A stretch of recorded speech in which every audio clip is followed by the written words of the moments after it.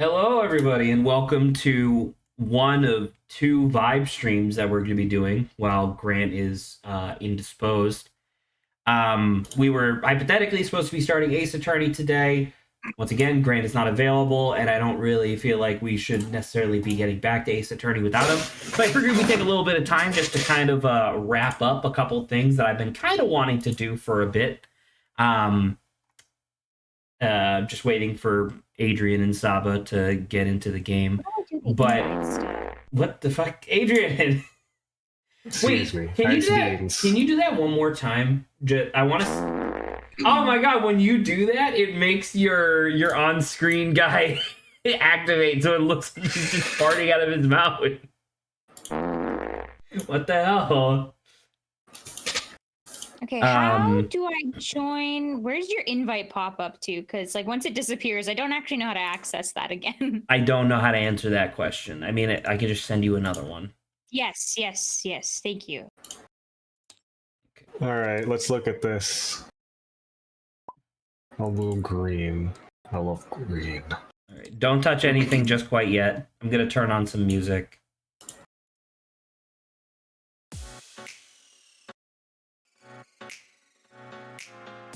Oh, hell yeah, dude. I really hope that this doesn't get my stream flagged, but it should be fine. At least I hope it is. Oh, it's a little loud. Maybe I can change that. Adrian is already drawing. Yeah.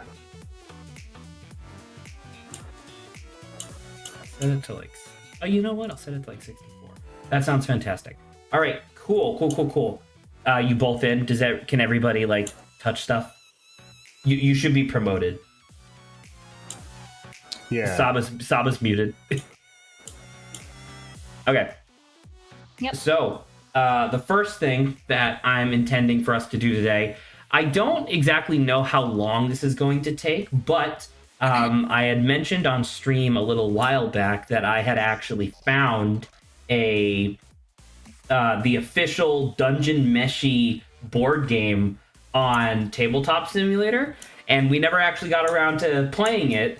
And so I re-downloaded it, went through all the rules yesterday, and I figured we could play like a round or two, probably maybe one. I don't exactly know how long this is gonna take.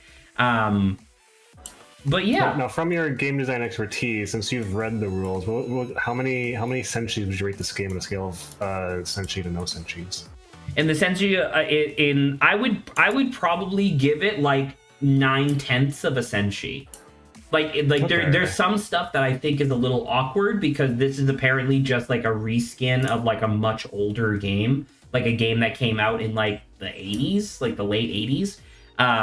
But at the same time, it's very charming, and I think that it's really cool. So, excuse me. First things first. So obviously, Adrian's I mean, your hand is over there, and you're gonna need your hand. Here, let me actually, Adrian. There's no way for you to move your art, right, Adrian? No. Because unfortunately I do. I kind of need to. You know what? I'll move it like here. I think that'll work. There you go. Elias killing you. Is that me? That is me. I don't have a goatee anymore. My hair is way longer than that. So? Why'd you draw me like I'm fucking Homer Simpson? Because you're dead. Because Elias is killing you. Please tell me he's... Well, he wouldn't eat a humanoid. Isn't that what he said? No, but he's killing you. Why? What did I do? You're evil. What? That's true. You're evil. What are you talking about? Anyway, oh my goodness. All right, I'm done with that. So we're gonna do a little bit of setup, and then I'm gonna kind of go over the basic rules. A lot of this is going to not exactly be trial and error per se, but it's going to be it's kind of like a lot of the board games that I've introduced you guys to over the years, where it's like at first it feels like a lot of stuff, but then you get into the groove of it and it's super easy. So, excuse me. I'm going to hold on to the rule book just because I'm probably going to have to be referring to it a couple times because there's a couple rules that I don't quite remember off the top of my head. But first things first, we have a D6. I'm going to roll to see who goes first. Gameplay is clockwise. So the way this is going to work is that I'm going to roll D6. I'll be 1, 2. Adrian will be 3, 4. And Saba will be 5, 6. Whoever goes first picks last for their party that they're going to be playing with. And I'll roll a dice, see how many stab 6 lies to kill you. Nice. Stop murdering me. All right, 2. So I will go first, meaning that I pick last. So that means Saba picks first. So I stabbed Saba, you 4 times. hey, I'm kind of happy that it took 4 stabs. Like I have a lot of health. You missed all your vital organs in the first 3. Saba, far on the far end over here. These decks, some of them have more cards than others, but that's like intentional. That's like balanced, hypothetically. Obviously, you're not super familiar with Dungeon Meshi, so like the characters themselves might not necessarily be interesting to you. But if you want to just pick them based on your art, all 5 of these like parties are supposed to be balanced. So you can just right click and then search if you want, just to see like the individual arts, and you could just pick whoever you want.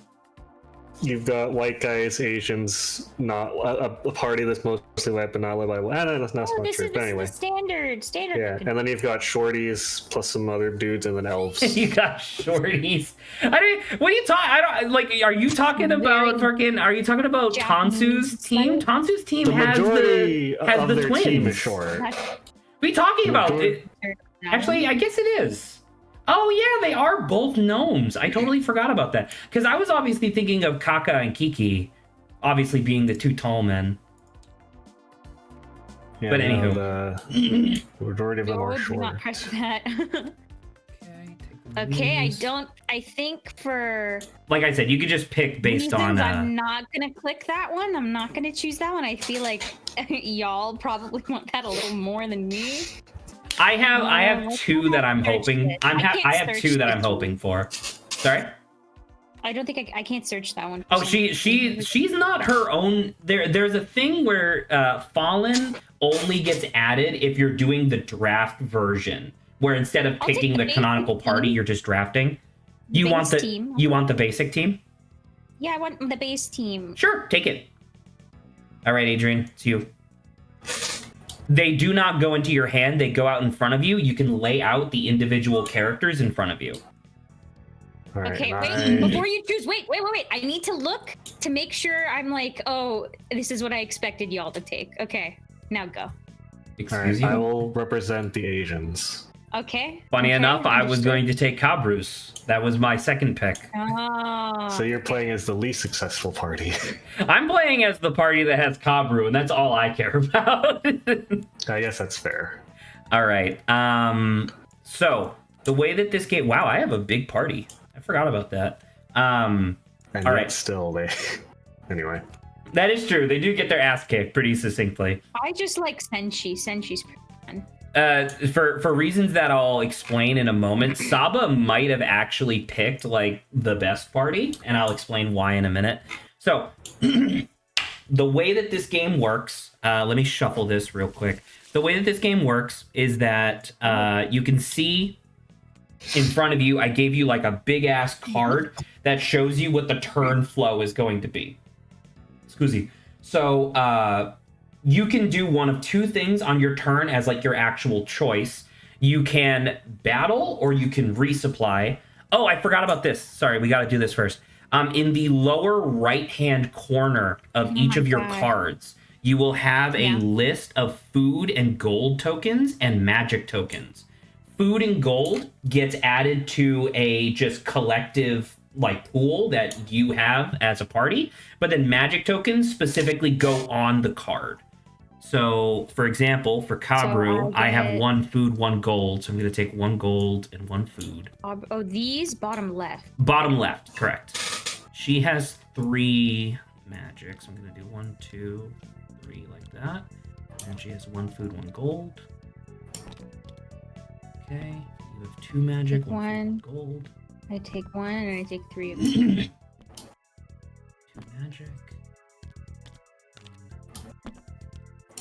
There we go. Does this guy have recovery magic? Hey, he does. That's awesome. Does it tell me how many is in a stack of it? Yes. Okay, good. So that's how I know. All right, you Didn't got 2 accidentally. gold, 1 food. Okay. 1 food. Not a lot. Wait, do any of my people? Oh shit! I literally don't have any cooking prowess. Oh, this is stupid. Oh no! One of the base mechanics of the game, and I don't have access to it. And then you're 1 food, 1 gold. Okay. All right. That's what we call asymmetrical design, Zach. No, I know. It's just like this is why I wanted to do Lyos's team. So Saba, the mage tokens go directly onto Fallen because those are not shared among like you only have one. Or sorry, not Fallen, Marcel. You only have the one mage, but it's still character specific how many magic tokens you have. So like I have 2 mages, for example.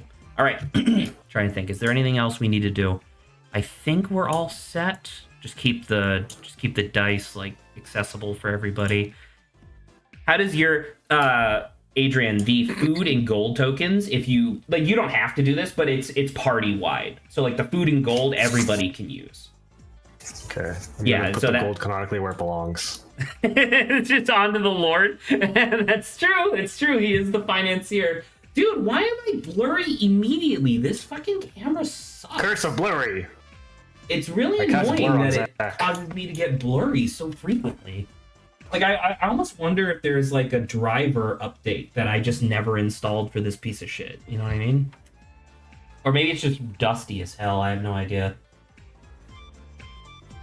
Here, let me just wipe that a little bit. All right. Next up, we're still kind of completing the setup here. Everybody draw 5 cards from this dungeon card deck. It'll go directly into your hand. 5? If you have anything that says event, so I can't tell. What is an event card? That's Oh, encounter. they're so small. How do I see things again? Hold Alt while hovering over it.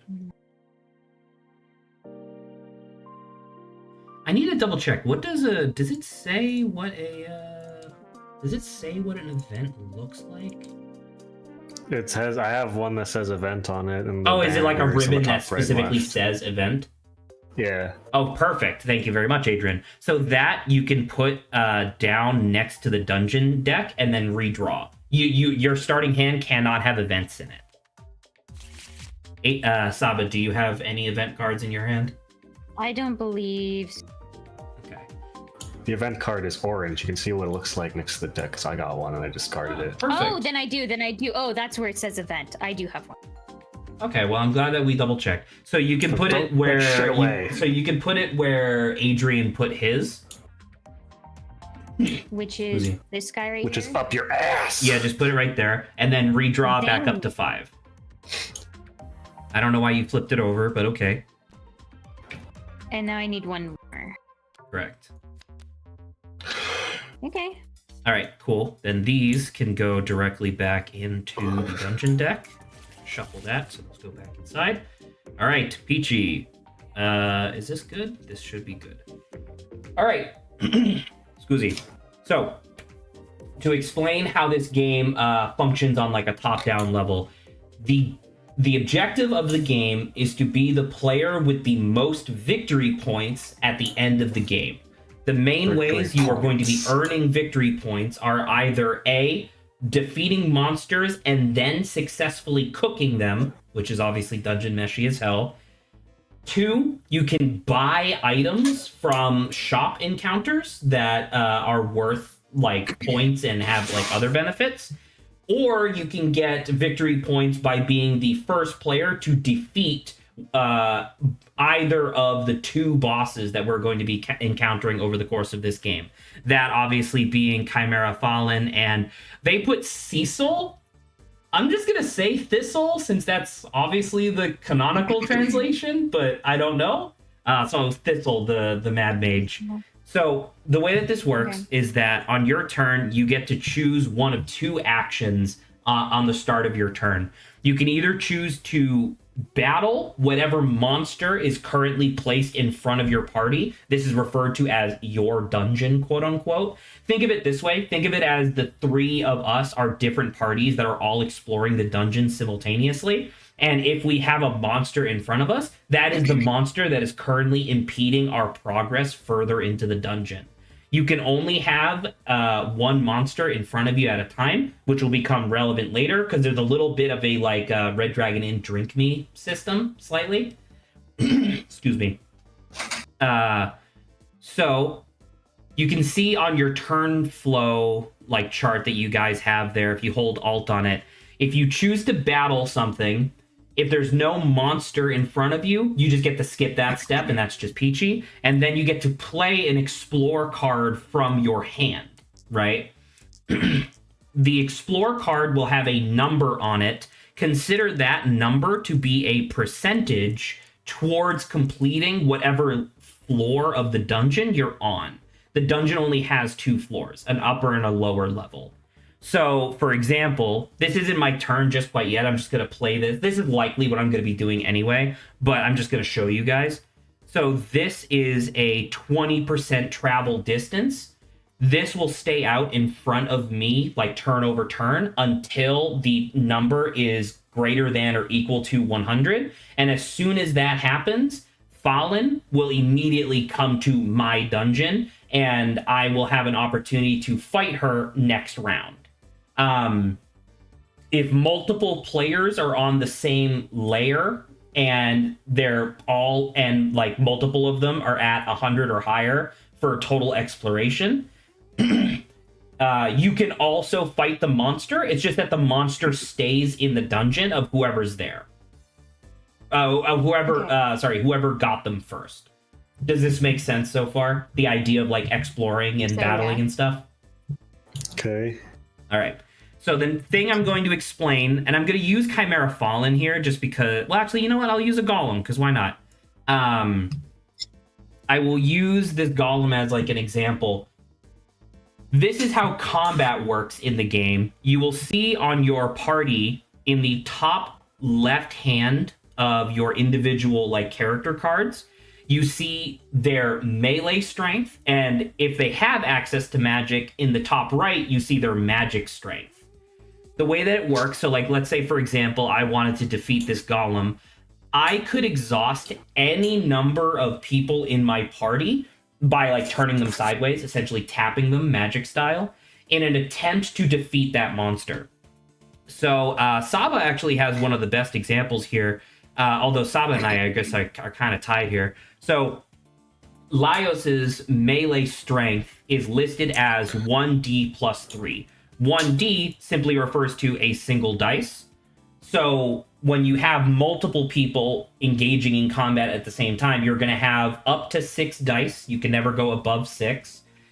You roll them, add up those values, and then add up the de facto bonuses. That is the combat prowess of your party during that combat. If that is equal to or greater than the combat prowess of the monster you're trying to kill, you defeat it, right? It's gone.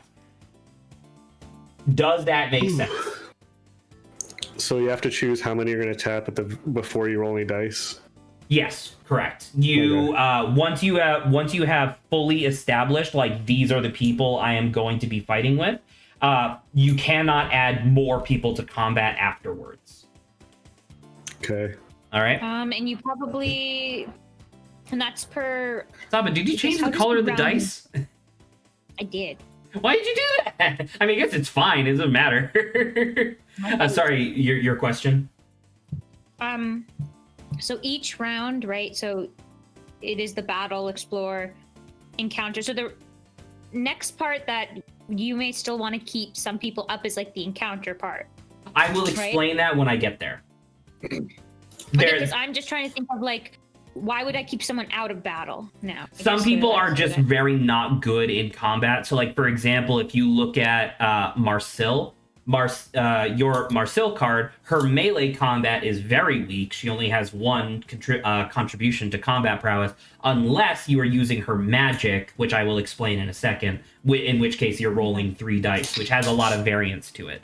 But there are like exploration cards that are higher value, where in order to do the exploration card or to, you know, kind of essentially surmount like whatever trap or obstacle is on the card, it will tell you like exhaust a warrior, exhaust a lockpick, exhaust whatever, exhaust a mage, okay. right? And if So you need to don't, keep those guys out. and so you need to make sure those guys are available, so that way you can successfully complete Got those it, challenges got it. as they occur. So anywho, I'm gonna have to double check in a moment. There's a couple things I need to just kind of refresh myself on from yesterday. But let's assume in this hypothetical situation, I successfully defeated the golem. In the golem's bottom right hand corner, you can see in Senshi's like cooking wok, you can see a number. It just so happens that the golem has a 0 in there. This represents the monster's cooking difficulty. As soon as you defeat a monster, you must, well, you don't have to, I guess. You can opt to not, but that's your only opportunity to attempt to cook the monster in that moment, right? So in this case, there's literally no cooking difficulty, so literally anything I do will succeed. But the way that, it's very good, Adrian. But the way that it works is that, let's say, what's this one? Yeah, here you go. Saba, I'm going to have you just try to cook this phoenix. So the way that it works is you're going to roll 2 dice. This is default. You're always going to roll 2 dice. And then in the bottom right-hand corner of 2 of your characters, being Laios and Senshi, they have a wok with a +2 and a +3. So of the 3 parties that you're doing that are in the game right now, you have by far the most cooking prowess on your own. So just roll those dice and total them up. A 6 and a 10. 4. So even without your cooking prowess, you already successfully cooked the phoenix. So what this means is that when you successfully cook the monster, you flip it over, turn it to the side. Whoa. Oh, Right? that's cool. Now that goes into your inventory. And this is the other thing that I wanted to make sure I explained before I moved on to like encounters and whatnot. So in the bottom right-hand corner of the food, as soon as you cook it, is obviously like a big Japanese like meat bone thing. This represents how many food tokens you immediately collect from the general supply into your party supply. And then the bottom right hand is how many victory points this would hypothetically be worth at the end of the game if you keep it. Now, the reason why you have an inventory in this game is that you can only ever hold on to 5 total meals, items, or proof of defeating monsters. So if you already have 5 things in your inventory and you would get a 6th, you have to pick something to get rid of. You can only ever have 5. And proof of defeating a boss, so i.e. the ones that you get for defeating Chimera Fallen and Thistle, you cannot discard. You must keep them in your inventory. And so the big guys. Yep, the big guys are a must keep. So, oh my goodness, the red dragon. I didn't even know that was in this, although that makes a ton of sense. So, I'm trying to think. I think that's pretty much it. There's a lot of like shopping stuff, but pretty much all of that is just whatever's on the card, so that should be totally fine. Something that I will explain as well is that there's this little red token here. This is the quote-unquote sword. They literally just call it the sword token. Some monsters, when you defeat them, will say, as soon as you defeat them, collect the sword token. When you collect the sword token, you immediately give it to either a warrior or ninja in your party. You cannot give it to mages, you cannot give it to lockpicks. And then that character has a de facto +2 to their combat prowess until someone takes the sword away from them by defeating a similar monster. When you defeat a monster, if you choose to not cook it or you fail to cook it, it immediately goes to the bottom of its corresponding deck in order to be fought later. Due to how we're going to be doing this, we're essentially going to have a discard pile, and then once the draw deck for the monsters is out, we'll reshuffle the discard pile, and then that will be good enough. Trying to think, is there anything else I need to explain before encounters? I think that's pretty much it. All right, Peachy.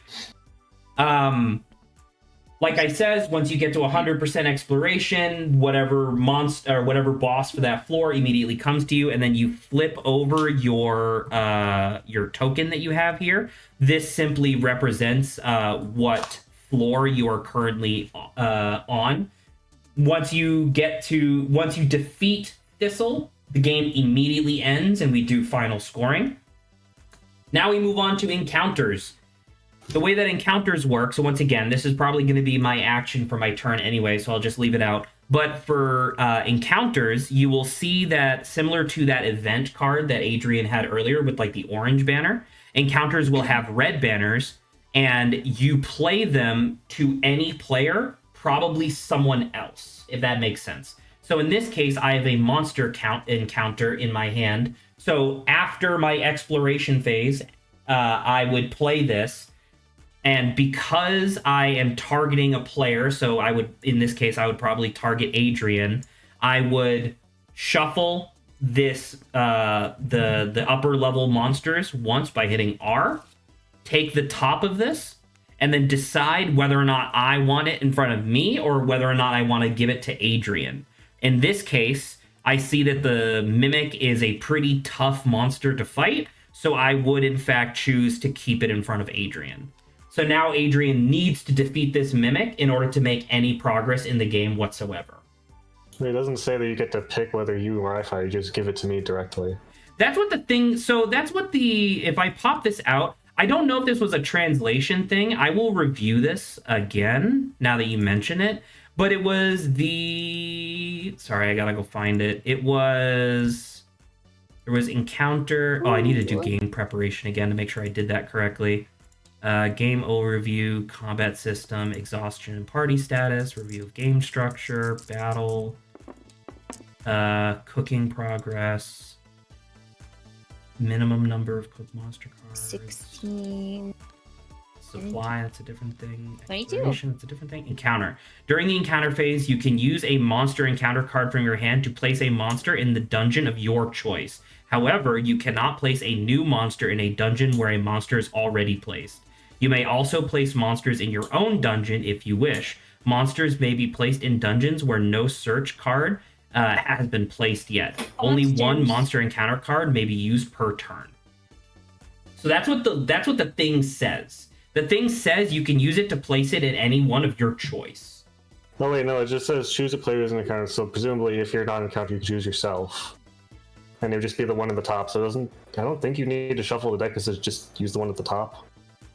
I guess so. So I guess we just always know what the next monster is? Yeah, unless there's something specifically that says shuffle the deck. I mean, I'm okay with that. I think that makes sense. Alright. Well, in that case, there you go. That's how that works. I thought there were other encounter cards other than just monsters, but maybe I'm wrong. I will review this again in a second because I'm probably going to have to remind myself, just double check, excuse me, all of our exploration stuff, or make sure that our start of game stuff is all set.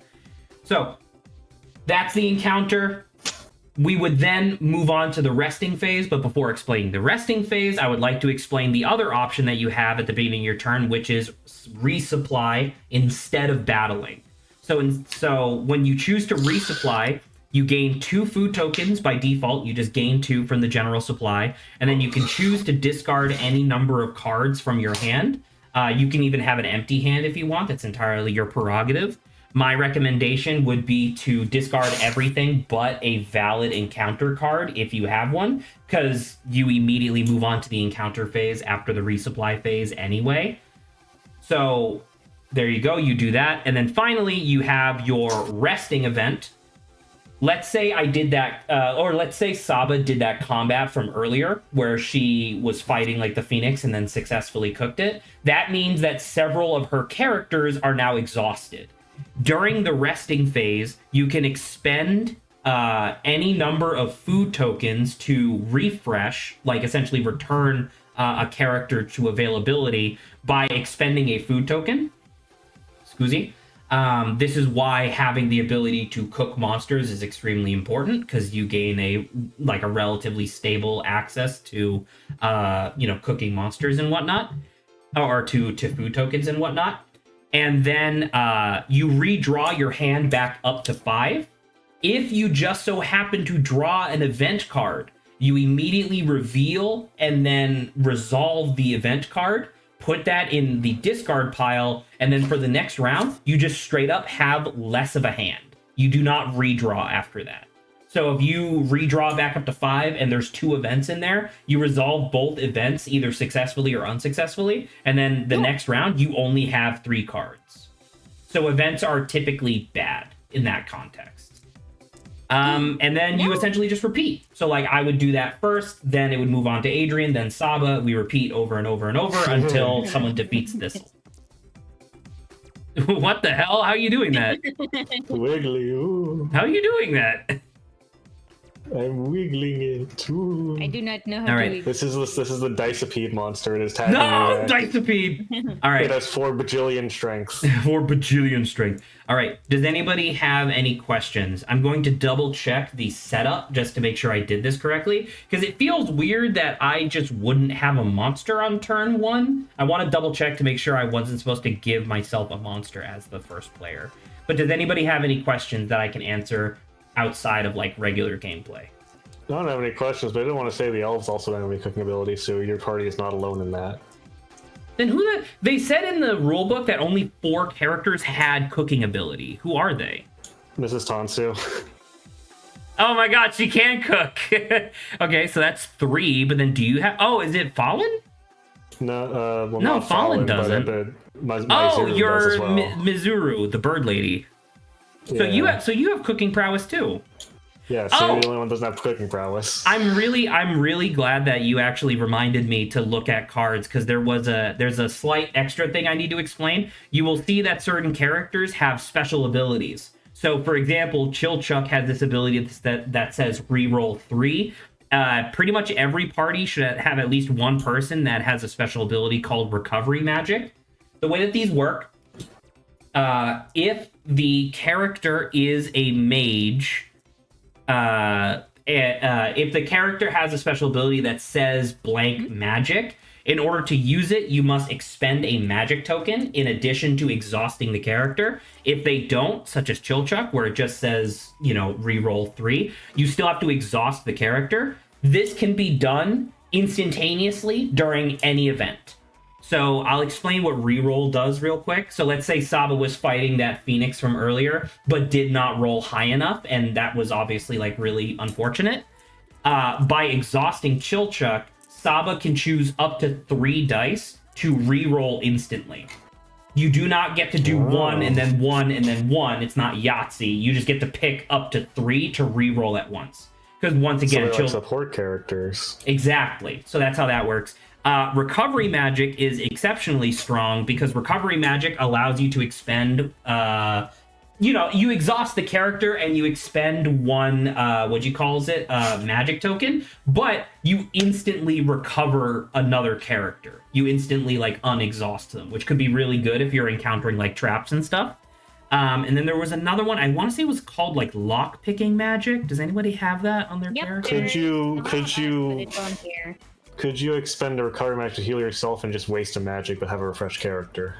The character, I mean, I guess. I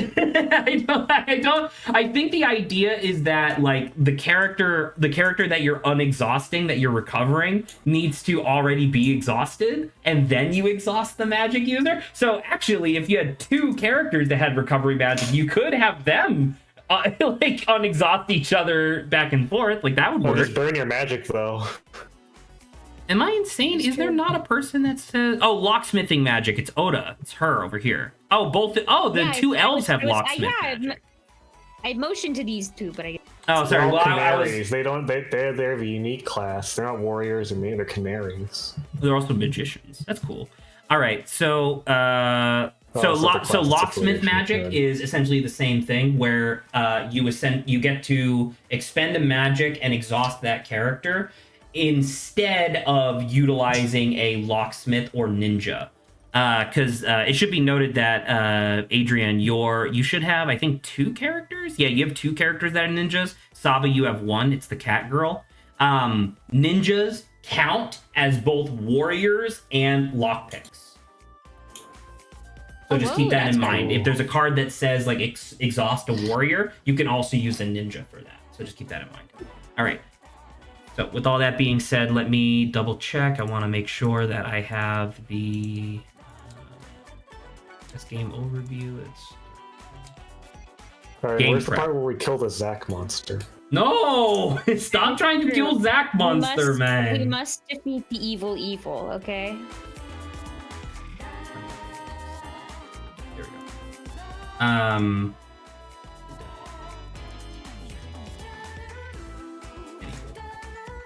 Oh my goodness, so much talking. I forgot how much talking it takes to like actually explain like a new board game. All right. Divide the character cards into the 5 adventuring parties. Each player chooses one party that will be in charge that they will be in charge of and receives all the character cards for that party, placed them side by side. The player cards that no one chooses are not used in this game and are put away in the box. Place food and money tokens, magic tokens, the sword token, dice all together. This is called the stock. Each player receives various tokens according to the initial possession token instructions on the character cards in their party, blah, blah, blah. Each player receives one upper, lower level dungeon tile with the upper level face up. Oh, I gotta flip mine. All right. Here we go.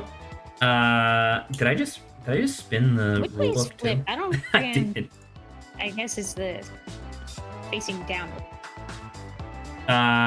You are on the upper level. Yeah, you're good.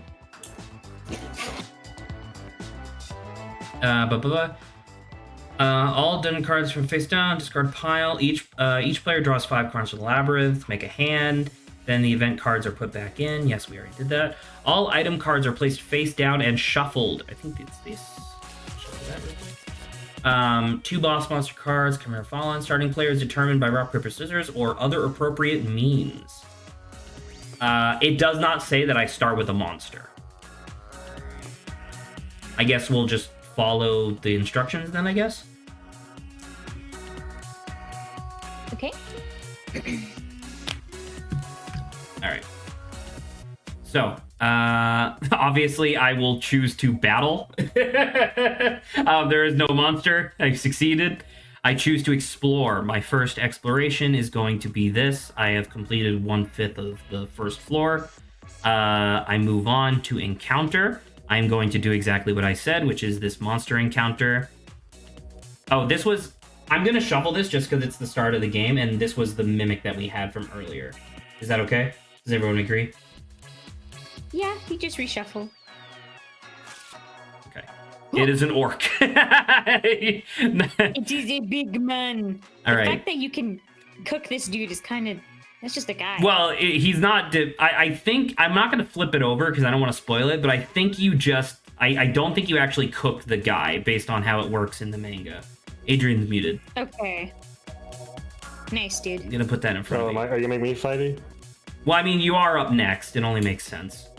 Then Okay. I'm going to rest. Literally no one was exhausted, so I'm just going to draw 2. Let me see if there's any event cards. I have no event cards. I'm all set. Adrian, it's your turn. Okay, Adrian. Okay, I'm gonna fight this org log. How many people are you going to .org? use? Actually, you know what I Let's just see. thought of? How do you recover magic tokens? Is that possible? You can. It says you can do it on the card that I have if you spend money. Oh, so it's like a specialized thing. Okay.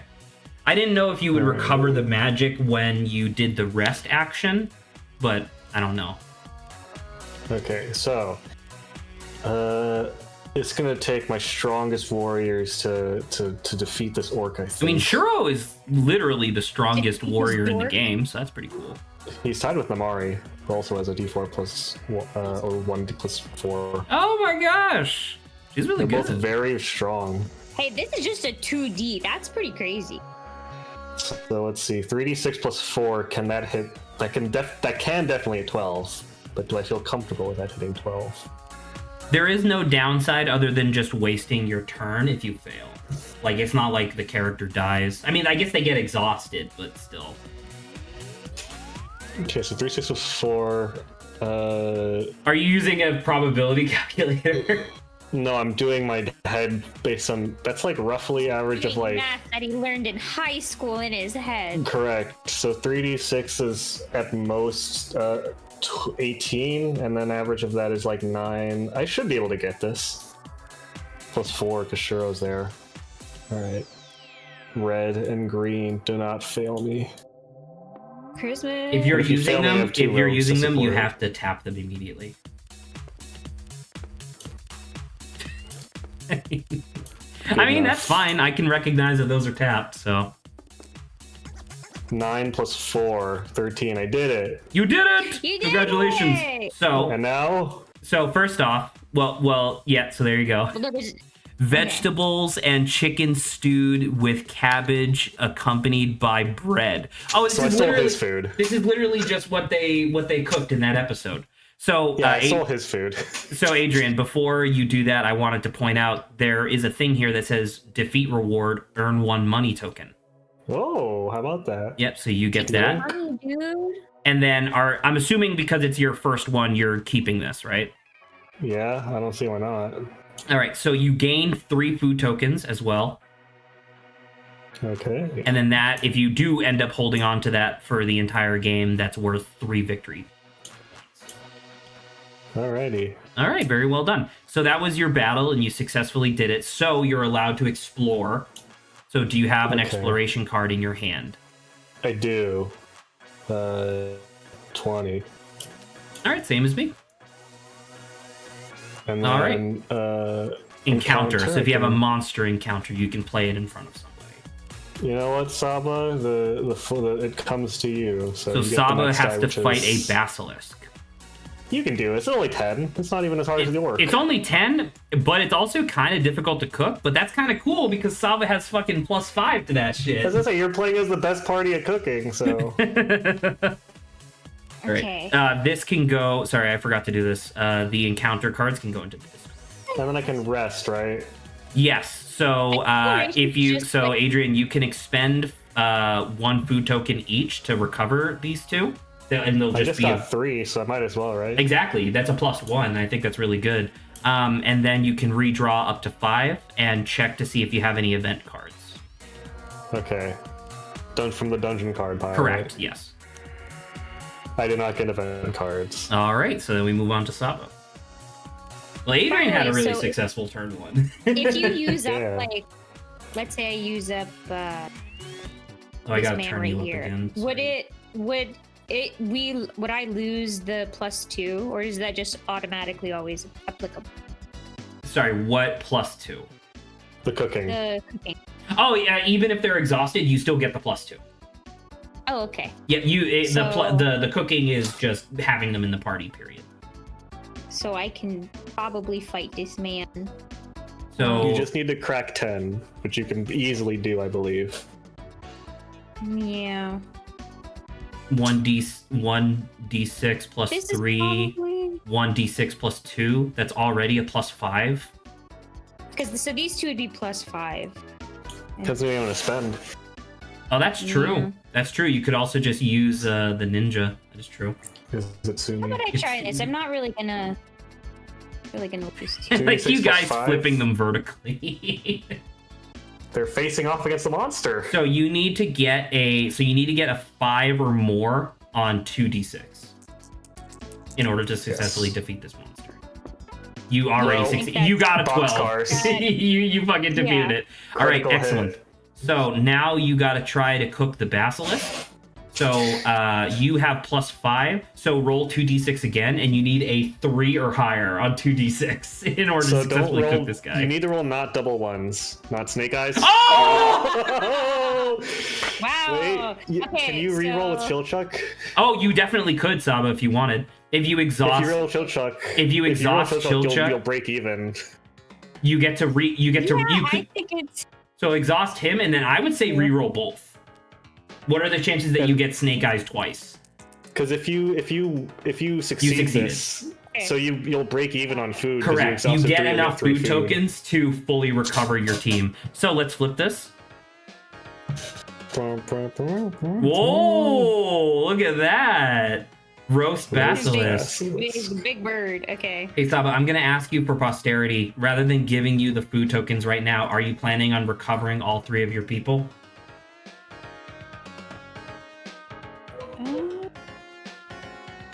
I don't see why not. Yeah. Okay, so in that case, I'm just gonna not give you the food tokens, and you can recover them right now.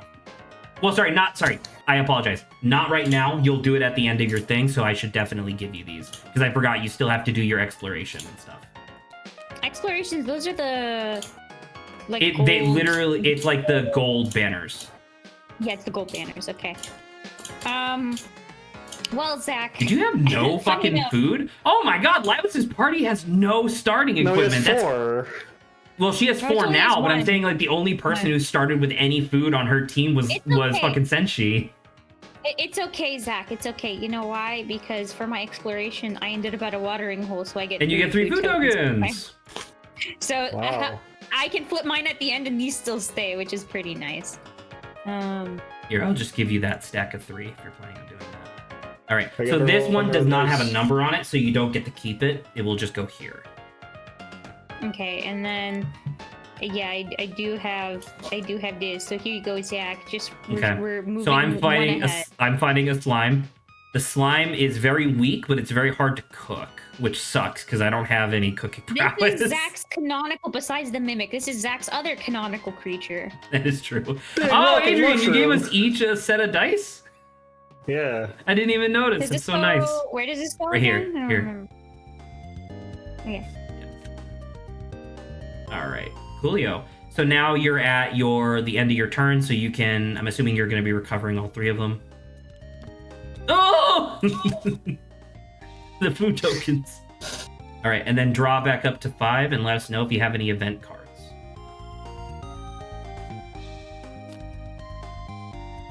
Nope. All right, coolio. Come to my turn. I'm obviously gonna battle. There's no reason for me to not. 1d6 plus 3. I could defeat it with literally just one person if I don't roll like dog shit. If you roll cover, you have a 50-50 shot at it. That is true. You know what? That sounds like something Kabru would do. In return for very little reward. Well, I get 1 food token for free. Just True, for so if you nail this, if I nail this, he just recovers himself immediately, and I Get have it, the opportunity get it. at 2 victory points if I succeed. So it's just Assuming you one. keep So this it's just guy. one.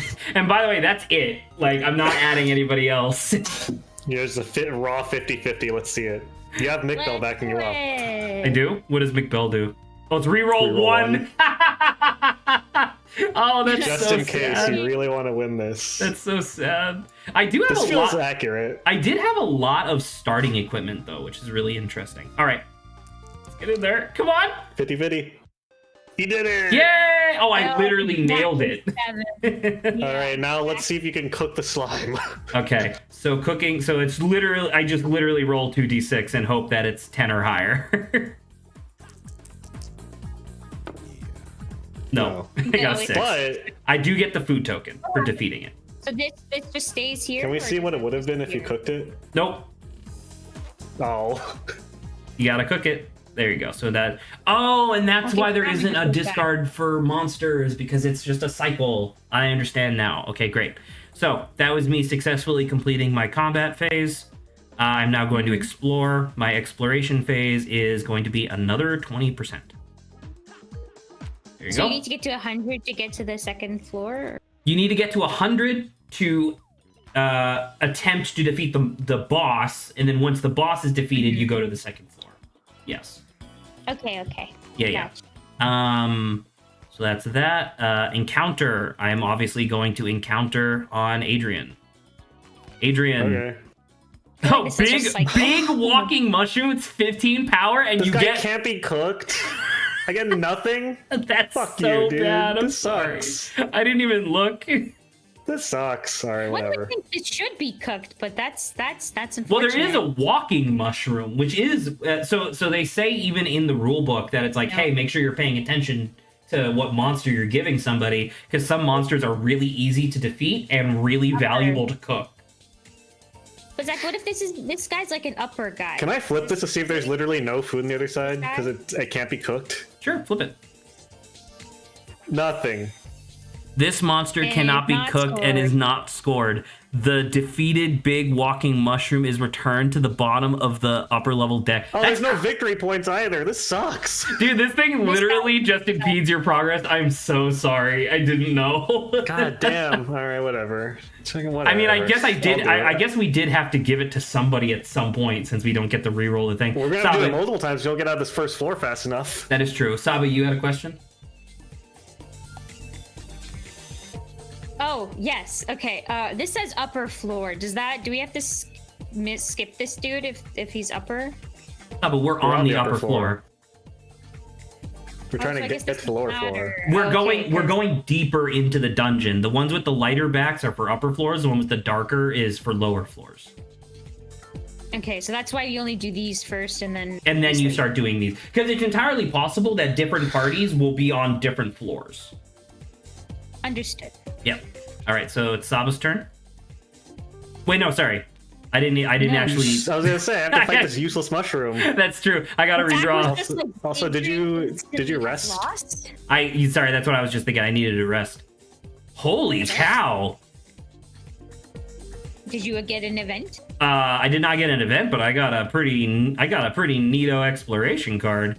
All right, I'm done. Adrian. You're not gonna recover Kabru? Oh, thank you so much.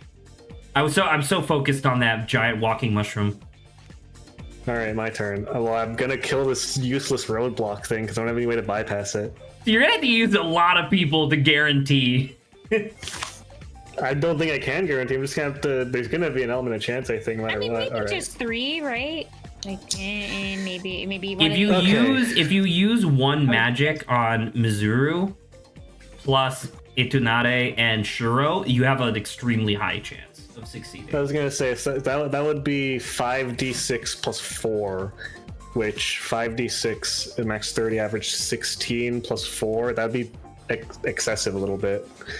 So in that case, maybe don't use the magic. I think I'm gonna just roll with Shuro and Inutari again, and then I'm gonna probably end up tapping Hien to reroll them. Sure. Probably. All right, let's see. So I tap them. They face off. I have 3 of these dice. 3d6 plus 4. Yeah. So you need to get an 11 or higher on the dice. That's very possible. It's very possible. Well, because watch this. It's 12. You got it. I got it. I didn't even need to reroll You didn't shit. even need to And I reroll. got this useless thing out of the way. Until it God, comes I back hate that later. thing. Yeah, I really want to get out of the first I floor. love how you don't get anything for that at all. Not a thing. That's so Why funny. are they so inedible? All right. All right, And so then that was your Exploration battle. card. You succeeded. Okay. God, I- Then I'm going to. have I 4 really money. like the art style of this. It's like really kind of nice. chibi, but with too much detail. It's I like it a lot. it's 4 heads tall. Which is a good proportion to have. Anyway, I'm What's your gonna exploration, sir? chill out a little bit and just make a little bit of profit, get 2 more money tokens. Sure, 10% plus 2 money. That's kind of neat. And then I don't actually have an encounter card, so I can't give you an encounter, Sava. So Saba just gets a free turn if she wants. But I do That's okay. I didn't get any progress last time. Okay. want to That is true. rest. I will get another dungeon card to replace my 2 coin gain. Are What you does going it to? mean? You're going to Not recover events. your people? Unfortunately, I feel like I have to because those are my best fighters. So yeah. I mean, yeah. Who knows? Maybe I'll give you an encounter that actually like provides you some benefit at all. What's the next? Well, the next encounter is a big bat, and that's hard to cook. It's not hard to beat though. Although there Yeah. is no benefit for beating it, I guess, beyond attempting to cook it. You know what? I wish you did have a thing that to give to Saba. Now that I think about it. Well, Saba, it's your turn now. Well, I guess I don't have to battle anything. There's nothing to battle. Yeah, which means I can do a 20% exploration. And I do have a thing, just because this is how this works, I'm going to give this to Zach, so he's going to have to contend with the bat. So the bat is now in Zach's donjon. Yeah. Mimic's next. Oh, there's the mimic. I do like being able to see what the next monster is. I like That's how the interesting. mimic is really hard to beat, but then not hard to cook. It's crab. That is cool. Okay, and then I just have to draw back up, right? Because I just know. Yeah, you didn't tap anything. You either. didn't tap anything, so yeah. Did you? Sorry, I'm trying to look up how to restart my webcam. What was your exploration? 20%. Is this your first 20? Yeah. Oh, okay, I understand. So Saba's at 20, Zach's at 40, and I'm at 30 for exploration. Correct. Just drop 2. I do have an event. Okay, so reveal the event.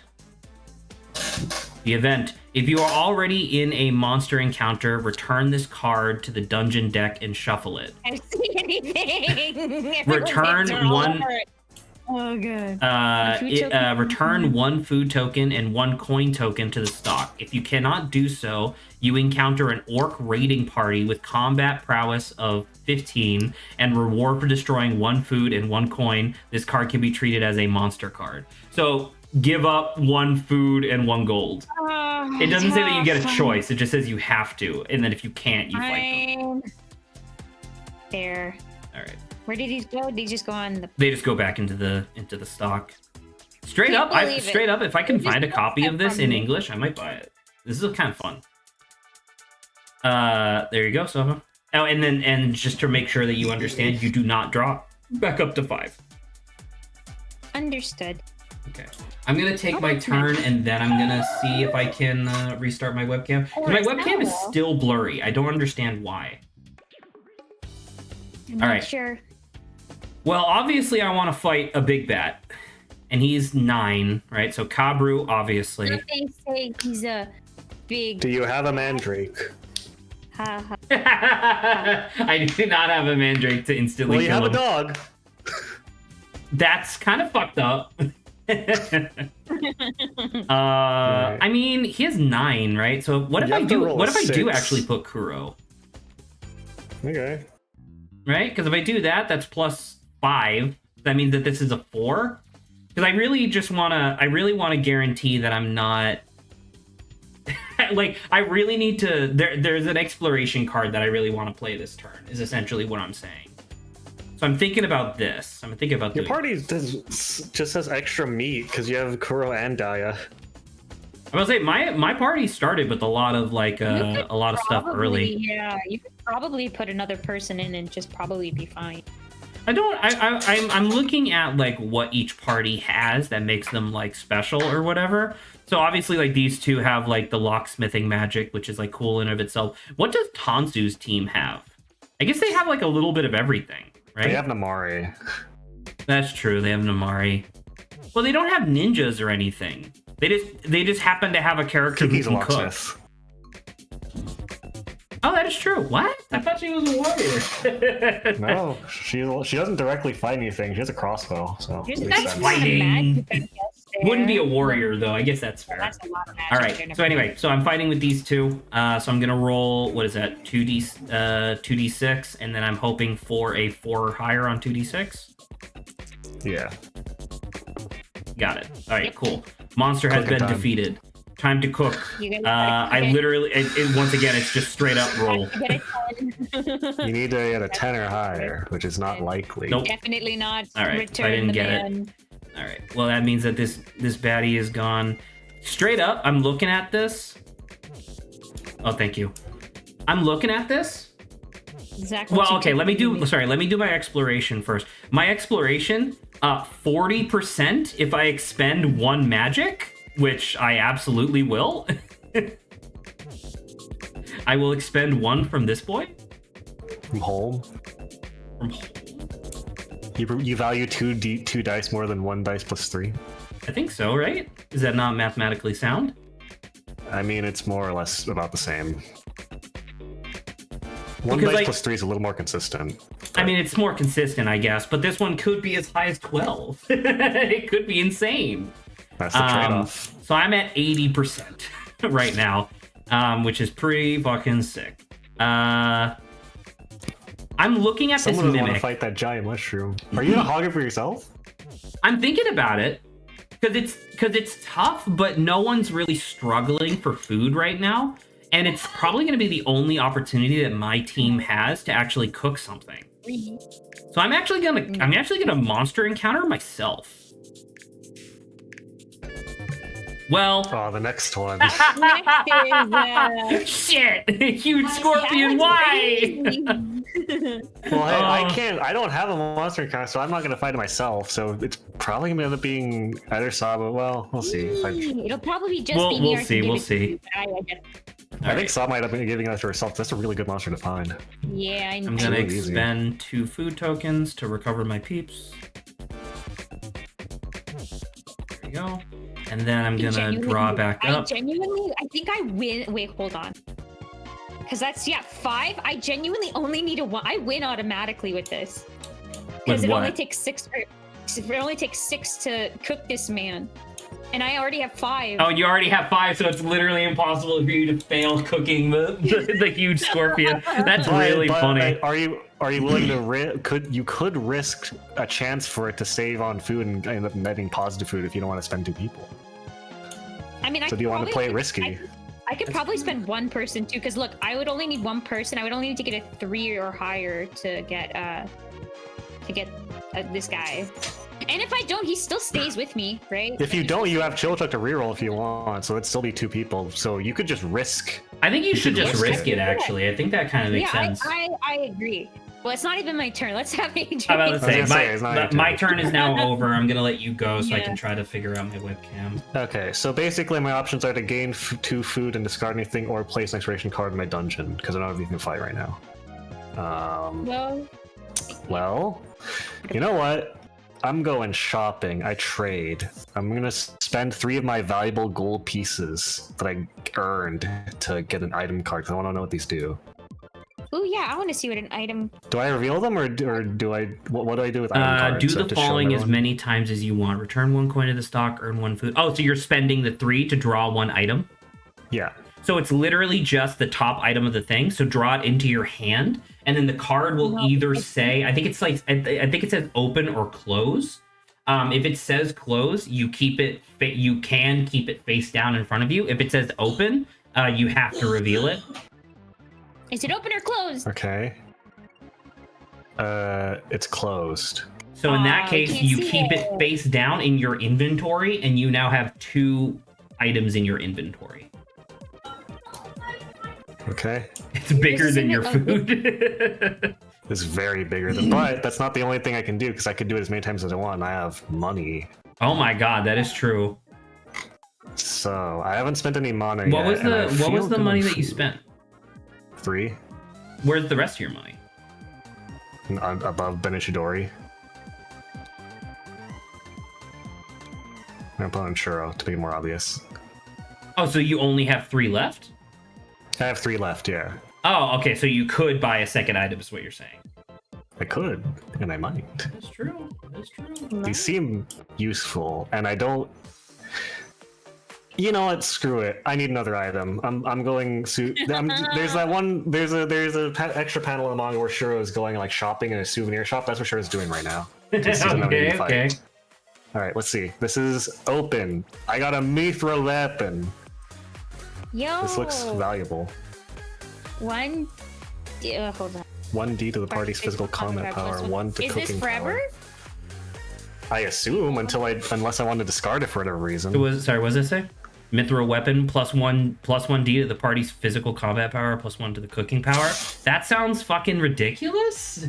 That sounds amazing. I'm very glad I spent 3 money on that then. Yeah, well, I mean, you get to keep. Dude, give me that.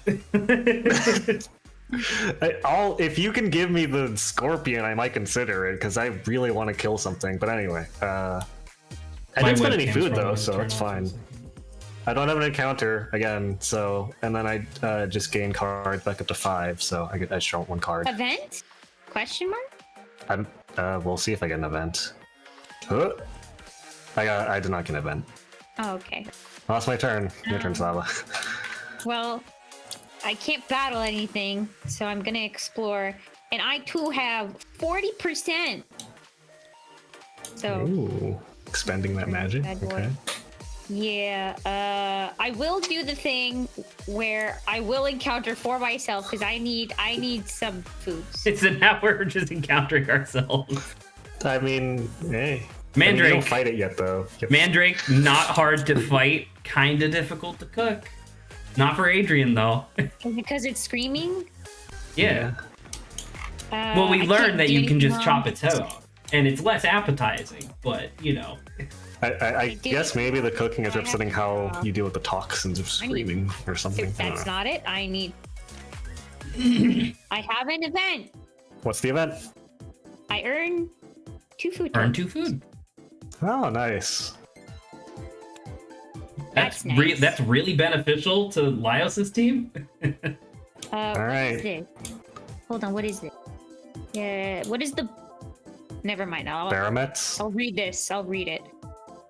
Alright. Okay. Yeah. This is. I'm fine. I'm okay. Alright, okay. Zach's turn. Great. Well, I mean, fucking, what'd you do? Well, I mean, I said I was gonna do it, right? So I'm gonna Kabru and Kuro again. Can I do something? Why is this not big anymore? I'm just stupid. Are you okay? Yeah. Well, the alt is. It's not like up fully on my screen now. It's just like kind of bigger, and I have to zoom. Oh, I can zoom it. I didn't realize I could do that. That's crazy. Okay, great. So if I do it like this, that means that this guy is at what, 7? And 7 on 2d6 is like That's average. statistically average, yeah. That's statistically average. And How I does guess, it feel, Zach, to be average? well, I mean, I'm whooping your ass. I'm at 80%. So how about you fucking check yourself? Hey, who's to say average is bad? I'd like 6. Fuck. Beefed it. Don't I have a, yeah, McBell. You have reroll 1. McBell reroll. I gotta do this. Come on, baby. All right, I got it. There you go. Cool. And but you did tap 3 for that. I did tap 3 for that. It bothers me that you guys don't have your thing set to like 90 degrees or whatever. All right, it's more fun this way. time to cook the mimic. And now this time that I'm cooking the mimic, I literally can't. I can't re-roll it. If I fail, then this was for nothing. You have slightly better than average odds. I fucking Man, failed barely. again. No, sorry, I thought it was a 7 to 6. Barely, Holy barely. crap. All right. Barely, yeah. Boiled, I get boiled mimic. mimic. I get 2 food tokens, of which I'm not going to take. I'm just going to spend 1 for later. But I get 2 victory points for the You did end not game. break even. I did not break even, but clearly that's kind of what my team has to do. All right. So now that I've done that, now it's time for exploration. My exploration. You have an encounter? I don't want to. The Mandrake is hard for me. It's like I almost just failed on a fucking 6. I don't want the Mandrake. But the Mandrake is so easy to fight. Yeah. Fighting is easy. I'm going to. I think it's better to have to fight less than than cook higher. It's better to have that rather than vice versa. I do this. I obtain 2 monies. I monster encounter myself. Walking mushroom. Walking There's mushroom! There's the edible version. There he is. There's the guy. We got the hard guys out of the way first, I feel like. Maybe. I'm trying to think if Little there's any bit. monsters from the first 4 that we haven't seen yet that I would expect. So I don't think it's not so. just the first, it's the upper floors. But Yeah. Yeah. All right. So with that being said, I think I'm good to just draw. I'm at 90%, by the way. I spent all 3. So I spent the 2 that I got for successfully cooking, plus the 1 that I had in my stock. There you go. All my people are back. Now to redraw. Event. I still do not have an event. Okay. All right, my turn. Adrian. All right, no battle. I don't. I really feel didn't like want to doing give. food. I didn't want to give Adrian anything to fight. It's all right. Well, Because he's long as- gonna eviscerate I it feel like instantly. Adrian's like, yeah, like he just puts what is it? Inutade and Shuro. Tade for Tade, short. and you have the mithril weapon. You don't even need anyone else. Just My party Tade is and cracked at mithril. killing things. But you need Yeah. things to kill, and you don't have any monster encounters. Well, I guess if we don't eat food, we don't need to worry about killing monsters.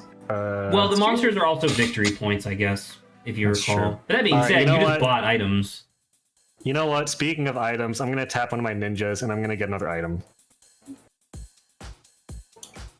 Whoa. Is that what this is?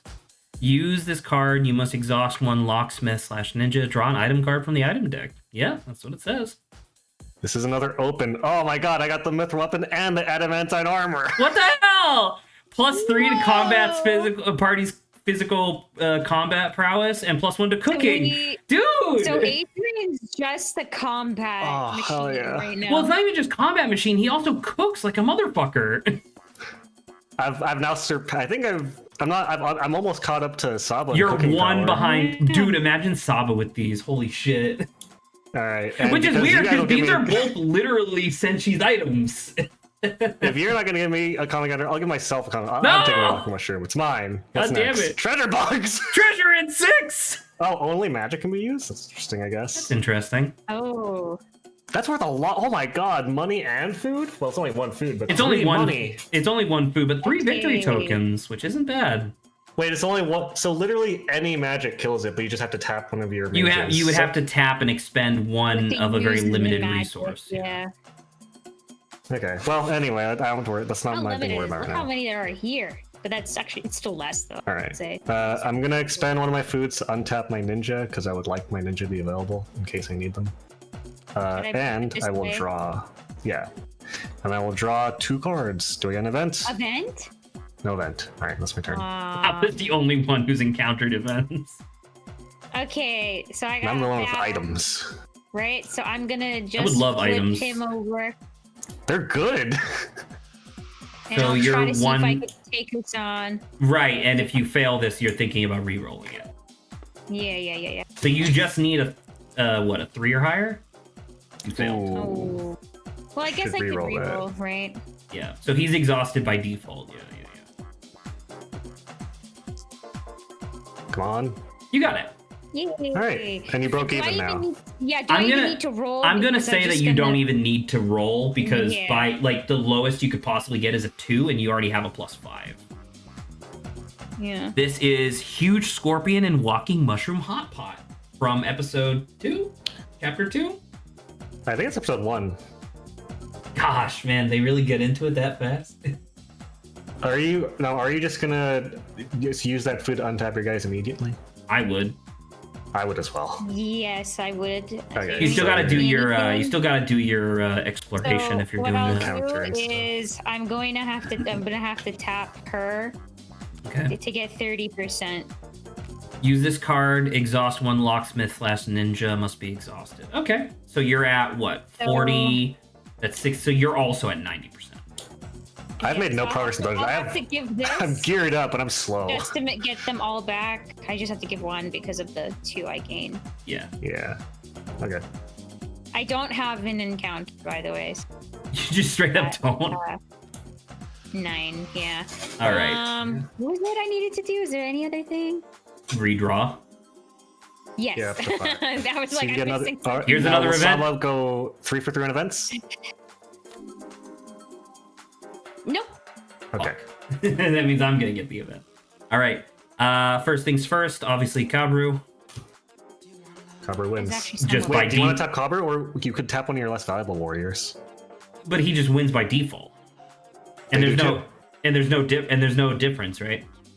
Well, Kabru is worth 1d plus 3. They're worth 1d plus 2, and they also win by default. I guess that is true. You know what? Yeah, you're right. That makes a lot of sense. I haven't used Dia once. I'll flip Dia. All There you go. Well, So this thing was defeated, and now I just straight up have to roll 8 on 2d6. It's slightly. Nope. Ah, barely. Damn do it. you want to do you want to expend the bell for the net Yeah, neutral? one No, reroll. because I get the 1 food token for defeating the Mandrake anyway to revive what's her face. That's fair. Do that. There we go. All right, for my exploration, I am completing a 100%. So I get 2 gold Oh. Nice. and fucking She follow. shows up. Encounter all parties that reach 100% or more travel distance in the upper layers. So assuming you don't already have a monster that you have to encounter, you can also fight Fall. If you're at 100 or more. So like Saba, so not next turn, but the turn after that, if Saba's at 100, she could also fight Fall. So the 1 food token that I would have got, I'm going to obviously use here. You might be able to tell just by the way that I'm acting, I do not have an encounter. I was kind of banking on getting Fallen, so I'm glad that I did. Scoozy. We're all encounterless. I think I'm all set. Dude, I got a fuck ton of money. I got 9 money. Sorry, Everyone correction. else I have has a 10 money. money. Did you and you dropped to 5? Got some food. I need to drop to 5. Thank you. Okay. And that's your turn. All right. Fucking Can I dude! beat this mushroom? I wonder if you can beat. Is this it one. possible? Can you just straight up defeat it right now? Because it's like you have a 1d plus 3 Probably. default, which is a 4 minimum. Do you So it just doesn't wanna matter who use- I use. You need to Yes. exhaust Use one. Maya, You can yeah. literally exhaust fucking like Anyone. either of the ninjas. Then you automatically defeat the thing. I'll do that, yeah. Venetiador, you're up. All right, so you automatically win. What's the cooking power? So both of these is +2, and then you also have a +2 to this, and you need So I need 6. to roll not 1. So you just on need to 2d6. roll on. Well, no, Wait, you, no, I win. You literally you win. win. What the hell? So you just get the mushroom, Yay. And I get 1 food, so I'd make profit off this. dude. What the hell? So I profit 1 food off that. So your inventory is now full, by the way. Okay, that's fine. All right, and then Do you have explore. encounter? Your do. experience, True. Do Well, He's at well, first 30. explore. He's at 30%. First, I'm going to do this. I'm going to spend a magic and get 40 because I'm falling behind, and I don't want to fall behind. That's anymore. food. Wait, that's food. My bad. So I expend a magic. Well, now all sacrificed Un magic. But let me double check my item. Can I just use items at any time? I don't know. What does the item say? It doesn't say when I use it. It has an effect. Is I'm it? Is assuming this the a effect consumable lasts a item? long time. Is that the idea? I would assume it is based on what it looks like and what it says. I would assume in that case that it's similar to a special ability where it's an interrupt. I would assume that you're okay to use it. Okay, well, I don't need to use it right now yet. What is it? Just restore all? Is it just the fucking pumpkin head where you restore all mana? 10%, just make Don't worry about it. Anyway, I don't have an encounter, so I'm just gonna rest. All right. My Everybody's badge is already rolled up, recovered and because my you spent event. the food. Wait, did you spend the food? I think you did, right? I did, yeah. Okay. It's crazy Okay, how so it's there's crazy how nothing everybody to is like fight. kind of similar on food. Well, no, I didn't even spend the food because I profited off food, so I gained a food. Oh, that's true. So did you gain your one? I did, yeah. Okay. All right, that's my turn. Okay, so there's nothing in front of me, so I'm just going to get more food. Just 3 more food. 3 more food. And I can't put anything in front of Zach because Zach has something. True. So I But guess I could give this to Adrian. you could give it to yourself actually if you wanted. Do you want the treasure insects? Beautiful magic. I want to use a magic. Give it to me. Dude, Yeah, whoa! I want this golem so bad. Now that we It's played free the eats. now that we played the game a little bit, I realized that it's 4 food and 3 victory points if you can beat it. Period. Like that's crazy. And I literally have to fucking scrounge up 20 right now. So I need But- to. Oh wait, Fallons were 2 dice of victory points. Correct. If you look at Thistle is 3 dice of victory points. I didn't But- know you could be dice worth of victory points. It's crazy. Yeah, but and so that's the thing that makes it cool because you only roll those dice at the very end of the game. Gotcha. So Fallen could be worth 2 points or 12. Thistle see. Thistle could be crazy. 3 or 18. Okay, that's it. There's not. I couldn't really. And you redrew. events. No events. No Okay. events. All let's see right, so attack. let me do some fucking math here. All right, so if I do all of my if we do all the warriors, that's 4 plus 3 is 7, so that puts her down to 13. What's my chances of rolling 13 on 3d6? That's pretty good, right? Like that's 14 fine. on 3d6. 3d6 cap is well, the average would be 9, so you're somewhere between the average of 9 and the max of 18, so it's a little not likely. What if I were to, because this motherfucker only has 1 magic left, so I kind of want to keep that. What if I added 2 more d6 to that? What would that be? You said 3d6 with your warriors, so that would be 5d6, 5d6. plus 5d6, and what do you need to roll again? It's 14. 5d6, and I need a result of Fine. 14. It's statistically a little more No, than sorry, 13, average. because it's 7. So I need a 13. It's slightly better than even odds. Plus, I would say have a do that, reroll yeah. if necessary. Yeah. Yep. Well, we're I rolling literally one, but wouldn't have enough food to do all that, but I guess that's fine. I mean, You'll have you to- gotta go big or go home, right? Like this is Fallen. You were speed rushing riskily. Yay. All right. I feel like that's what Cobra's team would do, right? That's kind of what, yeah. Well, I mean, that's what my party would do. But yeah, we have swapped tactics in lore. All right, so I spent so this is just, I'm moving this to the side for right now. Actually, I guess I could just expend it. Doesn't matter. Yeah. There we go. right. Put that on there. All right, so so right now my flat bonus is 7, so I need a 13 or more on 5d6.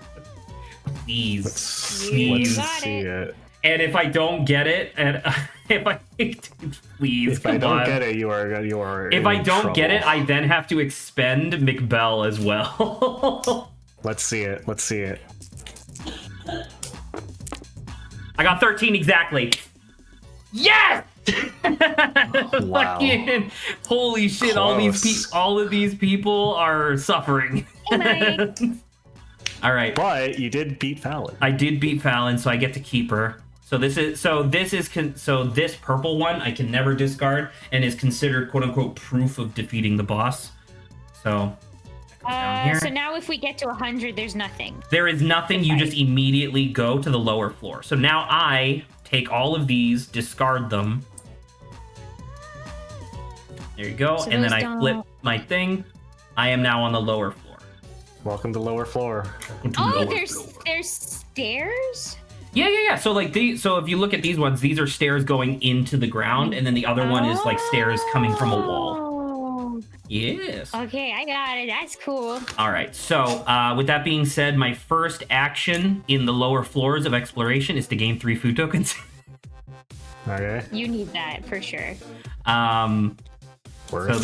So that's that. I'm just gonna discard that because I don't get those. But the dude, it's so small.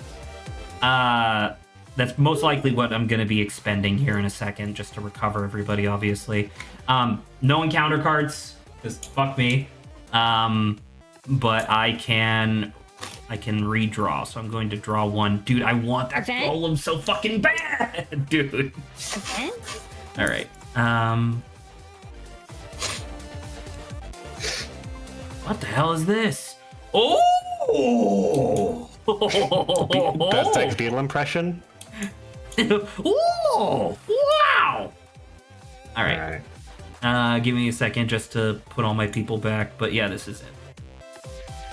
Okay. I'd say that was a pretty good turn. I can't believe I fucking beat Fallon in 1 try. I definitely thought that was gonna take multiple turns. Lucky. Alright. Okay, are you Adrian, done? you got it. Alright, battle time. I expend 1 magic. And then you win just immediately. So you get 3 money. Give me the money. 1, 2, 3. So you have 4 combat prowess, and you literally can't not cook this. So you get +1 food. So here's your food. But wait, my inventory's full. But what if instead I expend this item and get 2 mana back? Hey! Return this to the bottom of the item deck, choose a sorcerer, and put 2 magic tokens on it. That's great. So that's fully stocked up, right? That's great. Yeah. Yeah, that's why I wanted to spend that magic, because I was burning a hole in my pocket. That's pretty sick. That worked out. That worked out really well. So now you do have all of that. That is 3 Oh, victory here. tokens. All right, and then What's your exploration? Speaking of, well, I'm at 40, 50, 70. I'm gonna close the gap and expend a warrior or a ninja to get 30 more and get to the second floor as well. Either of the less useful ninjas. So is that 100? That is 100, right? That is 100. That's Okay, a hundo. so you are now. So What if it's I above defeated the big bad boss, and then you just wandered in behind me. Hello. God damn it! And my last thing, I don't have an encounter, so I'll spend 1 food to refresh my ninja, because I like having them available. I think that's very fair. Okay. Hello. My turn. There's nothing to battle. I will also just saunter into the second floor. What the? Oh, you motherfuckers! Thanks for doing that, Zach. By the way, Zach, what happens if it's extra? It goes probably. away. Yeah. Okay. You No don't get to keep the leftovers. leftovers. I'm going to disappoint Zach by encountering. I'll give this guy to Adrian. 'cause Wait, no, we're Adrian- doing lower floors now. We're on the lower floor. Correct. Oh, you're right. Ah, fool! So you now gave I'm him a a phoenix. Hold on, Well, I mean- hold on. No, it's not the same thing. Hold on, I have to look at it now. All of us are on the lower floors. There's no choice. You have to do phoenix. Well, so I assume someone's reading Phoenix. that's Cup. fine. Oh, sorry. I thought she was. Hold on, give me a second. So the challenge for Phoenix, you have to cook it. It's more cooking So than actually cooked, beating it. It'll be cooked eventually, right? That's what this is, right? You have to cook this before encountering something else. Is that what this says? Yes. Okay, I can give this to myself. If you give it to Zach, he'll be If you give it to 'Cause me, he can't I'm cook. fucked. Because he can't. That boy cannot But cook. that's only if he wins the 8. This Well, is like he doesn't have any cooking boosts, so he has to beat it. That's what Adrian's saying. Of the 3 of us, I have the hardest time getting to okay, 8. I guess. Okay. But you could I mean, also if you- not. I was like, if you No, want it's 2 okay. food, Yeah. then you and I could do it pretty easily, but Zach will I struggle. got 7 food. I'm doing okay. I'm a little low on food. I wouldn't mind it, but also Zach would struggle with it a lot. Okay. He wouldn't have trouble killing it. I don't think. So, oh, I have to draw 2 now. This Yeah. sucks because I do Hold have on. to fucking defeat. Hold So on. actually, now that I think about it, if I don't cook it, that means I can't explore. Period. Right? Yeah. I think so. Because this So is like I'm the actually bird just everywhere. fucked. Well, you. Yeah, I mean, you're gonna have to. No, but Zach, look at this. You'll kill it and then just instantly cook it first turn. To be fair, 2d6 on 8 on 2d6 is not impossible. It's just It's not slightly impossible, it's just- above average. It's unlikely. It's a little under I think you'll be able to 50%. get it. I think you'll get it. You It's a motherfucker. smidge under 50. Look, you'll get some foodsies. That And is hey, true. You just, I am you low just on need to keep food. Migdal, or so you can reroll the I dice. don't if you have need an to. event, so it's your turn. Yeah. You don't have to redraw. I did. I didn't. Have Oh, you already did? yet. Okay. Yeah. Yeah. All right, peachy. All right. Well, obviously, defeating this thing is not hard. I just have to roll 1d6 and just straight up not get a 1. Yeah. Snake. Oh. You can reroll. You can reroll if you want, but Yeah. Is it worth it? just wait. But I don't know. Is it worth it? That's the question. I would rather take the chances of defeating this thing now. So Okay. yes, I'm gonna do this. Okay. Roll again. Don't get 1. All right, That's now it's another dead. one. Cool. So it's dead, and now I have to roll 2d6 to. And you don't have a Migdal. And I don't have McBell. However, I do have recovery magic exactly once. So the recovery magic I can use to bring McBell back if I want. Like if my chances are remotely possible. I got a 9. Yes! I told you. You broke even on Yeah. food. Fuck you, people! You tried to keep me down and you can't! I don't know what you're saying. I said you would defeat it first try. And I was I'm right. going. Saba had a lot of Saba, I need you to confidence in know I'm giving you this fucking red dragon. if I get the opportunity, holy shit, it's 8 victory points. Whoa. It is 24 though. impressive. That's stronger than Fallen was. You could give me the red dragon and I could probably kill it. I don't want to talk to you. So for Hey, my tell me once So- I have an encounter. You let me know if you want, and I'll give it to you. Okay? So for my exploration, I am going to continue to not make progress, but I'm gonna do this. Adrian, did this look familiar?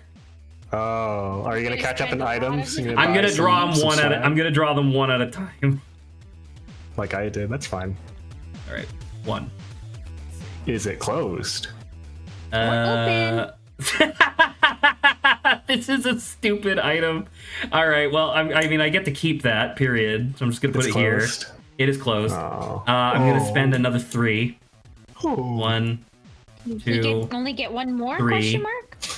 Well, I can get more, but I would have to start replacing stuff. Yeah. So Yeah. probably Your my inventory's boiled, getting probably full. my boiled mimic. So for my second item, I get this. Open or close? Oh.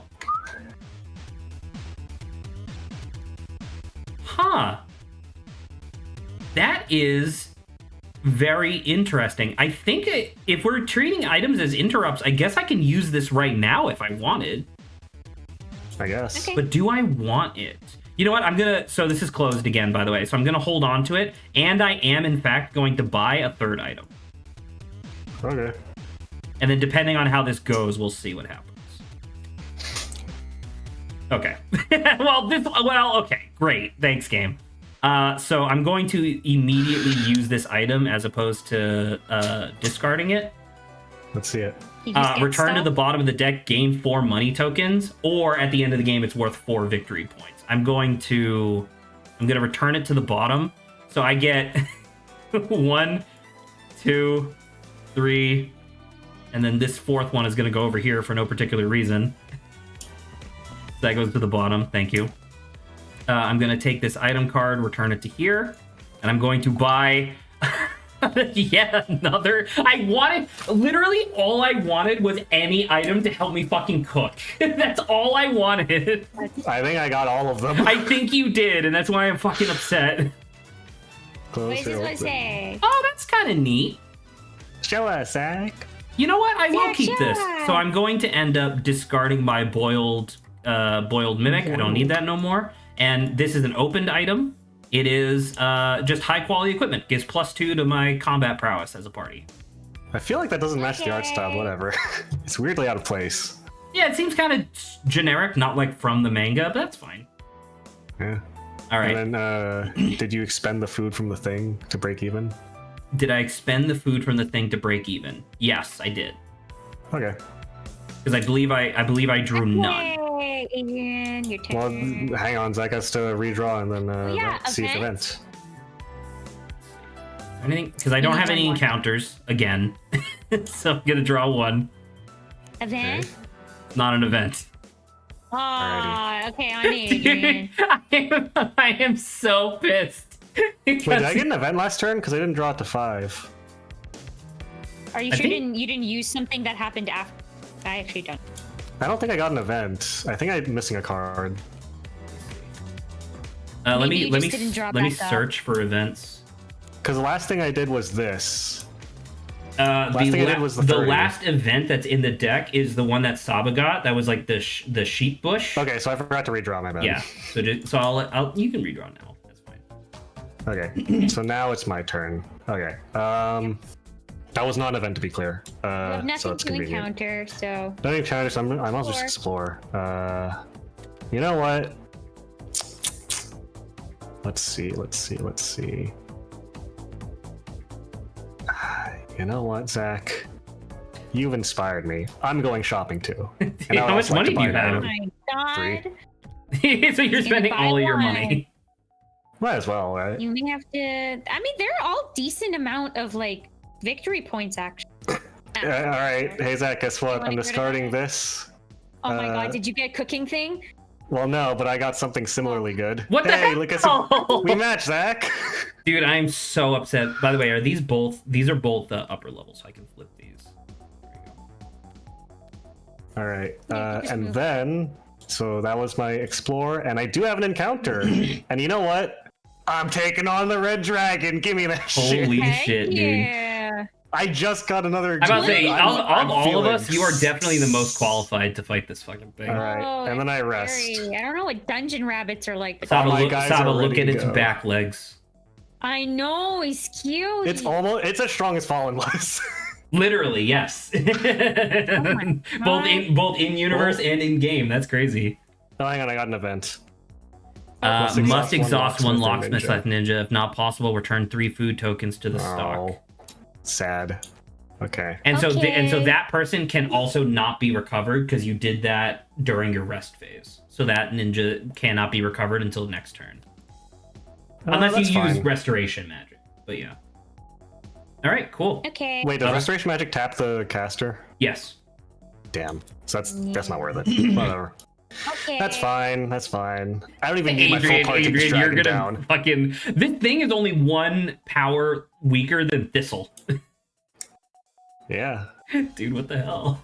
Yeah, it's just- Oh, sorry. Okay, my turn. I'm gonna use everyone's like shopping and stuff. But I'm gonna do that. Use this card when you are in the upper levels. You're not in the upper levels, Saba. Oh, when to use this card when you are in the upper level, Zach. If you are in the lower, please continue reading. Can use it as is. I Oh, don't okay. So understand. okay. So if you're in the upper levels, you have to exhaust an extra person. But if you're in the lower levels, But you I just think get an here item I could card. just use it. Okay. Yeah. So I can just take this, right? One. Yep, just one. If it says open, you have to reveal it. If it's closed, you can keep it face down in front of you.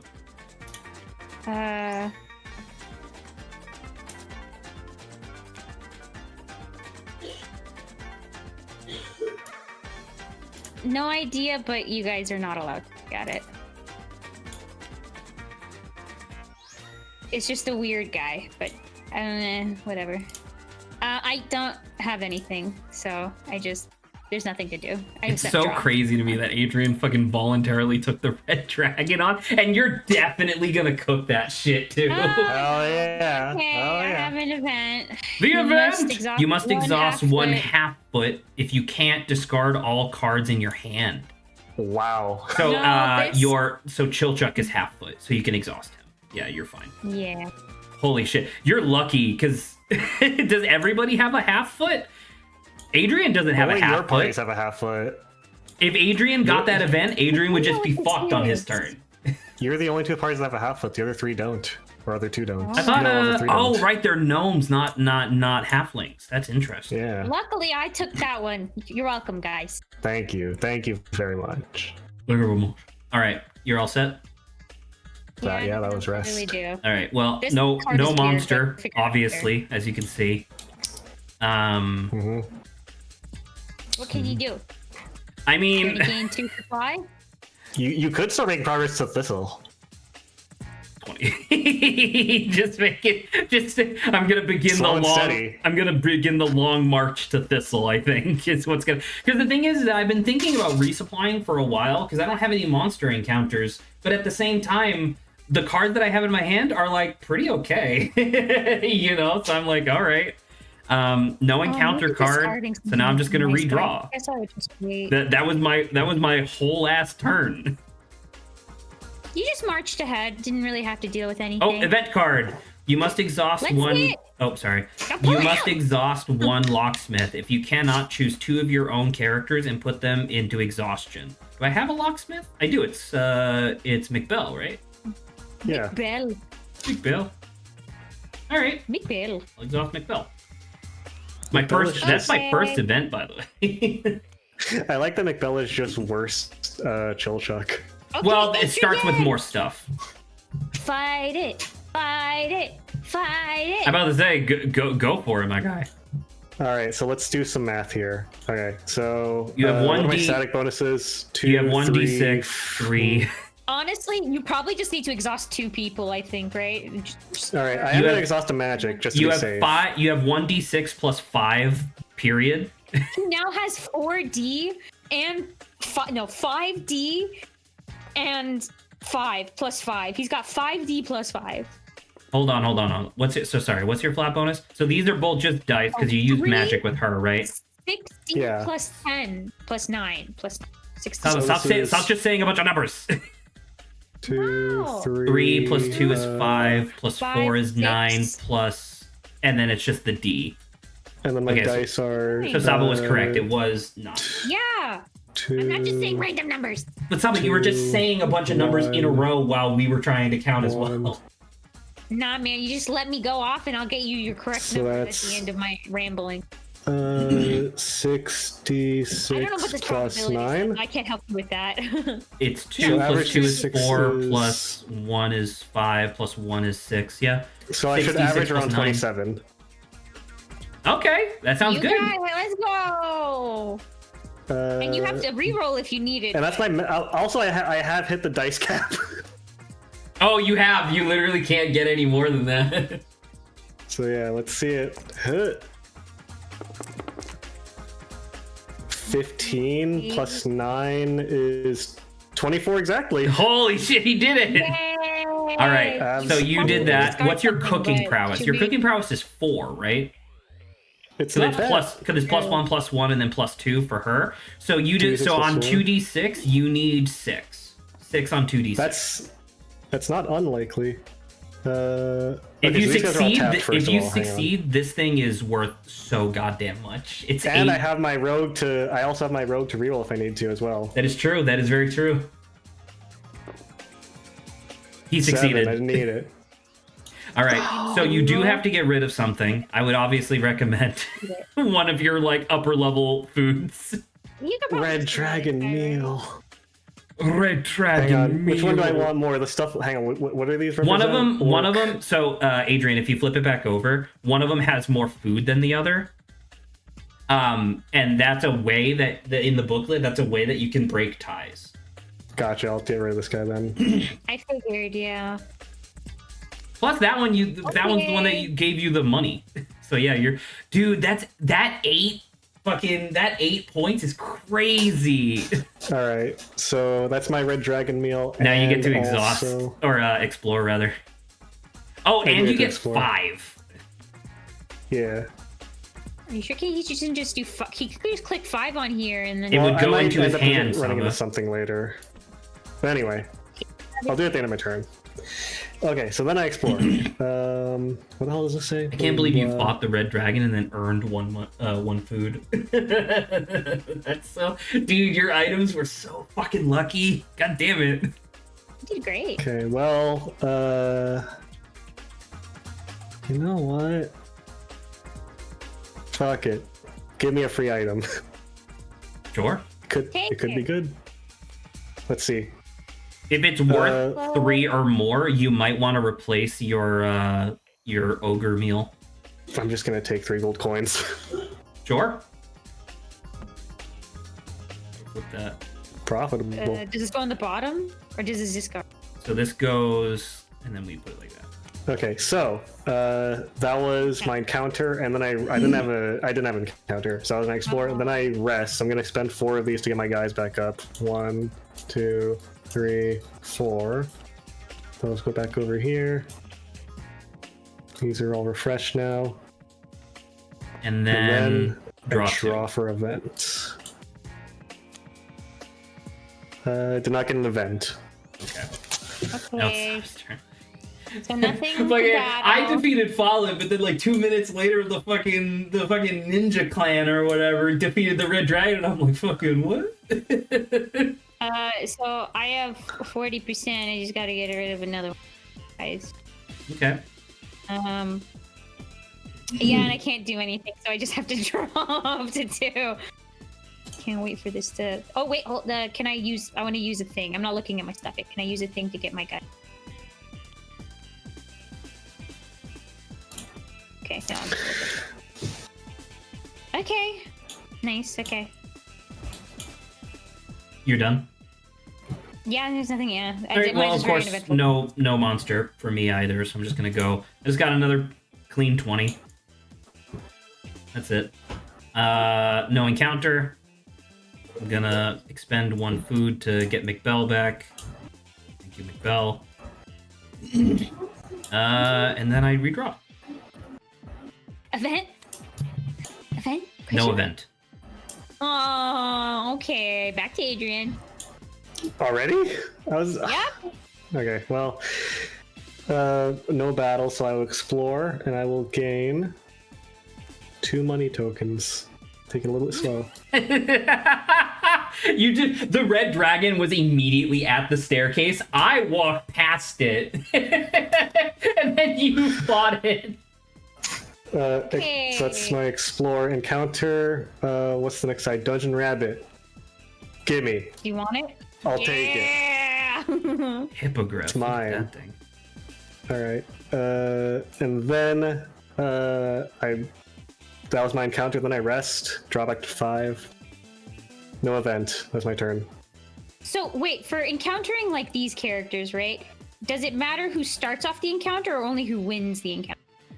So the person who gets to 100 first, essentially, they get the monster in their like dungeon, meaning that you cannot give them any more. Players who are at 100, but not the first person to 100, can still fight it, but not if they have a monster already in their dungeon in front of them. So there really isn't any like true benefit as long as you don't have a No, the benefit monster. is that you always have the option of fighting the boss.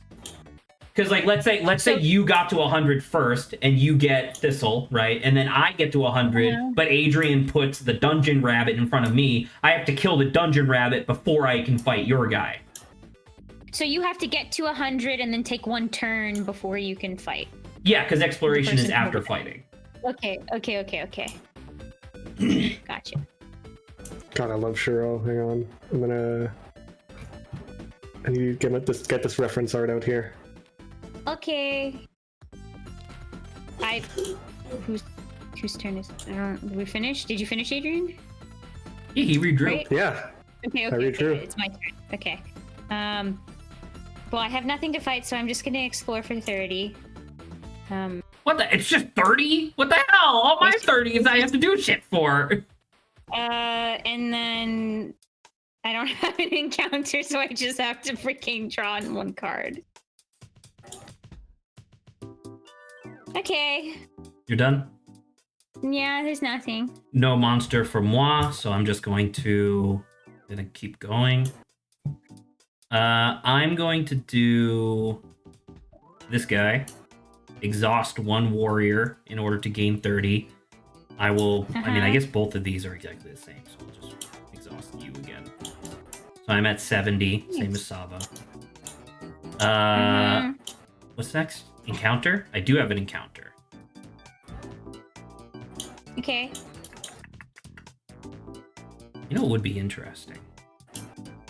To give it to yourself. Genuinely? Kinda. Because fighting it is not that hard, but then it's cooking it that's the fucking problem. Like every time. Zach, last time you got an 8, you beat it like easily. What's Saba's combat prowess? It's not super Man. high, right? Yeah, I don't really have. I didn't get any. Because I'm thinking about it and it's like, it's 18, which is kind of high. But then you can easily cook Kinda. this shit, and you only have 3 items in your inventory. Yeah, it's not great. So I mean, like, giving this to you would probably just benefit you mostly. Then again, it's Maybe, like, it's yeah. so hard for me to fucking cook this thing.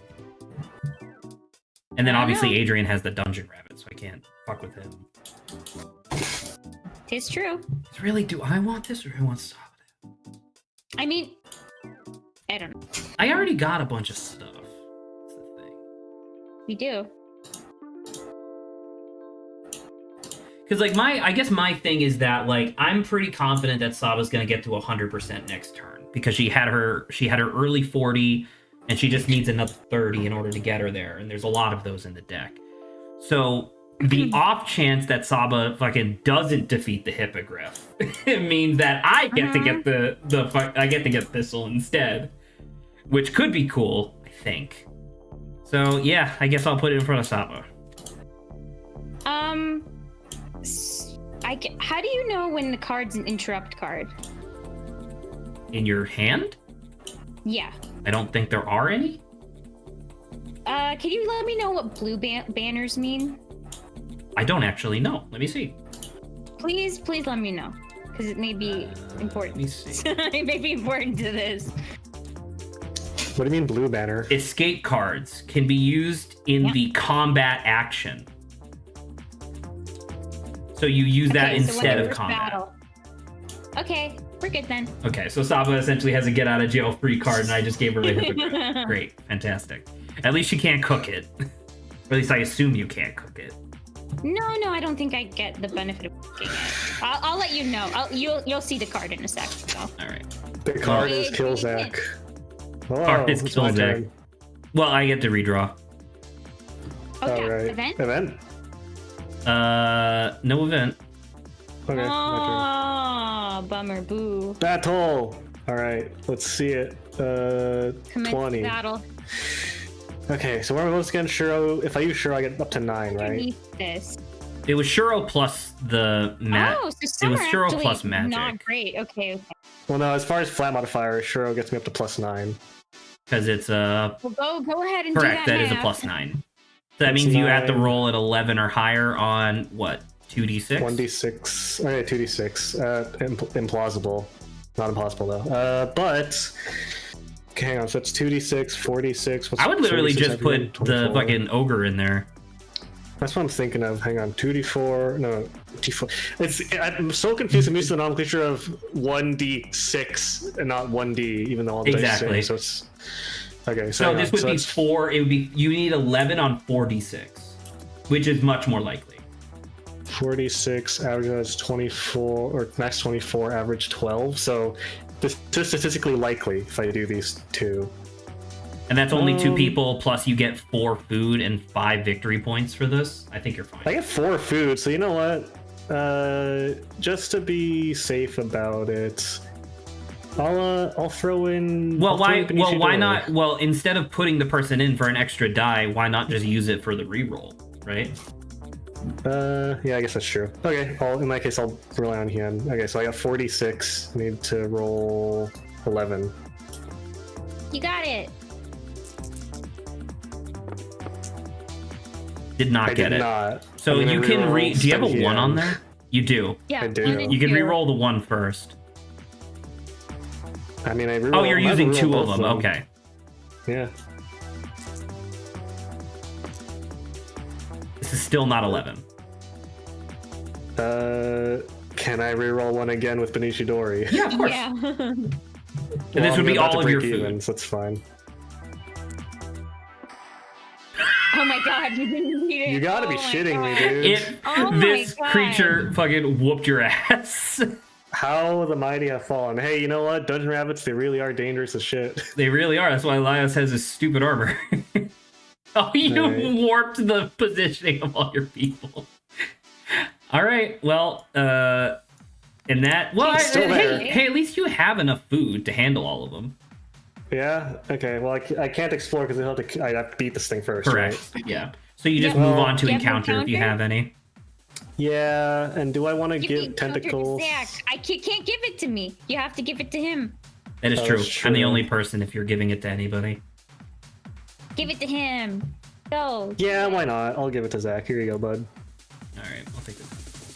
Oh, oops. There. And the next one is the Undine. That counts as lower floors? Okay. Fair enough. And then I rest. God, that was one. quite unlucky.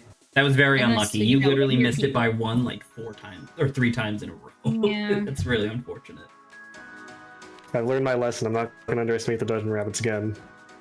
And then I roll for events. That's almost exactly like how it was in the manga too, right? Where it's like, oh, it's just a rabbit, and then they start fucking hopping around everywhere, fucking slicing your head off, and you're like, what the hell?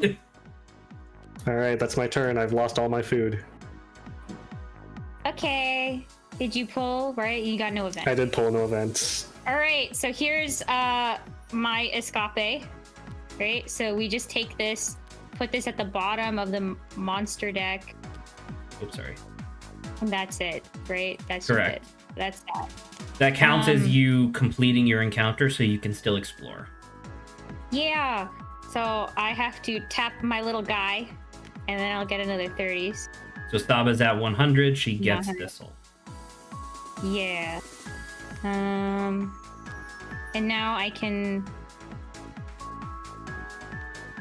I don't have an encounter, so I could just rest and.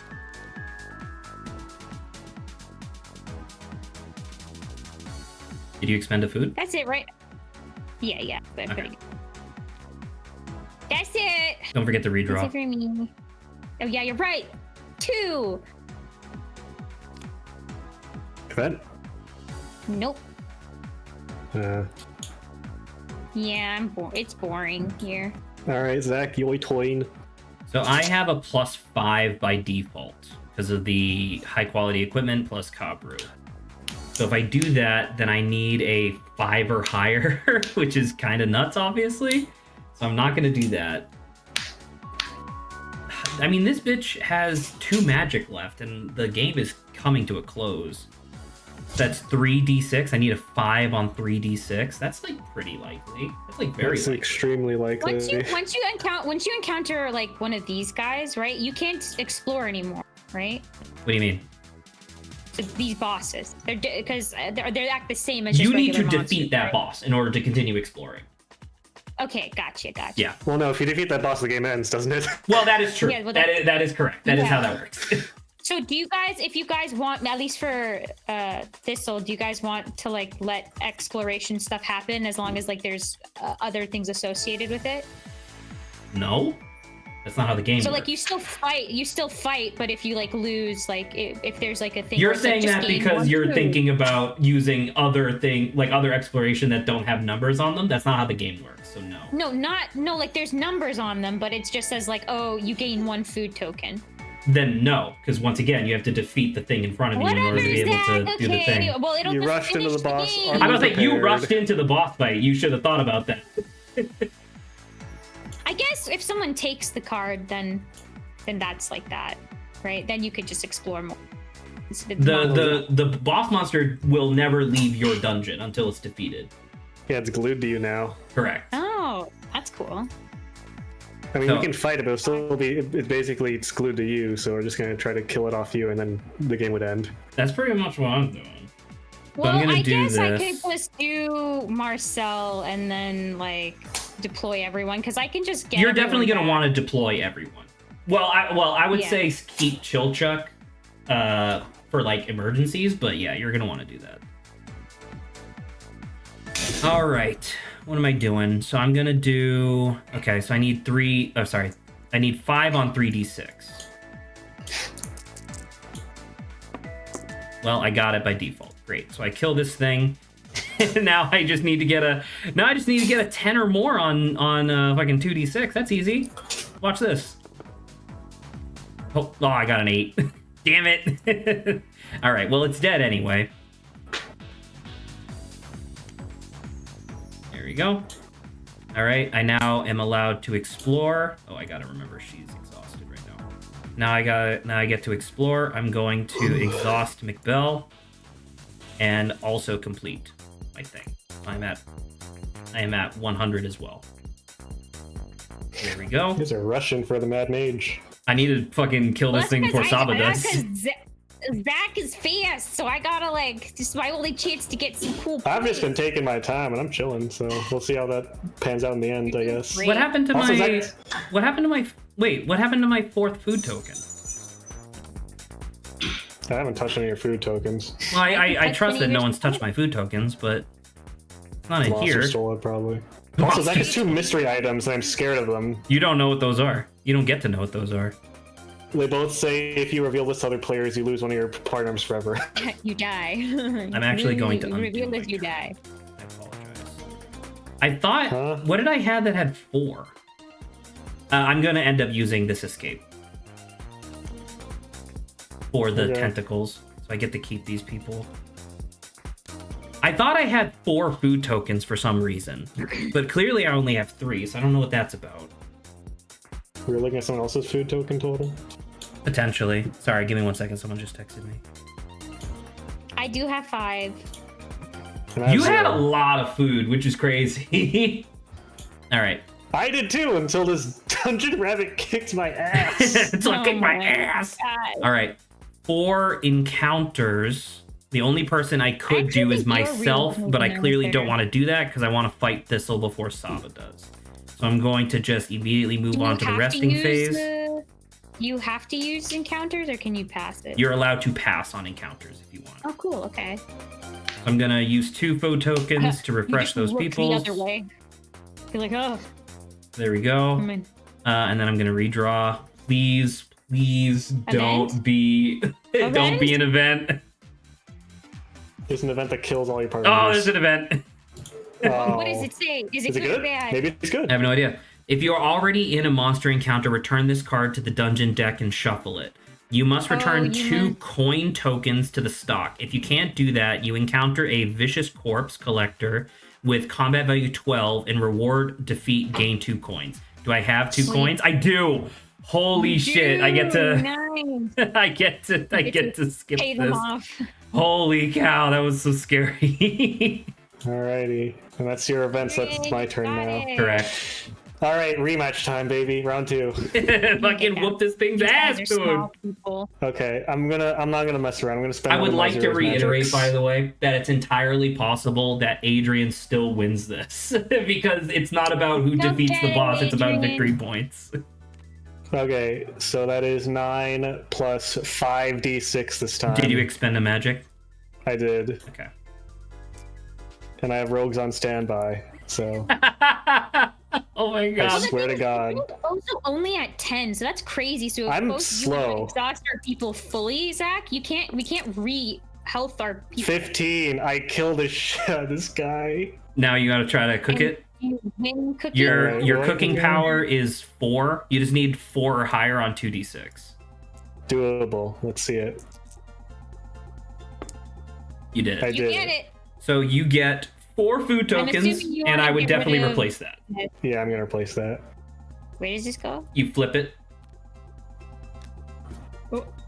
Sorry. You flip it and then you put it at the bottom.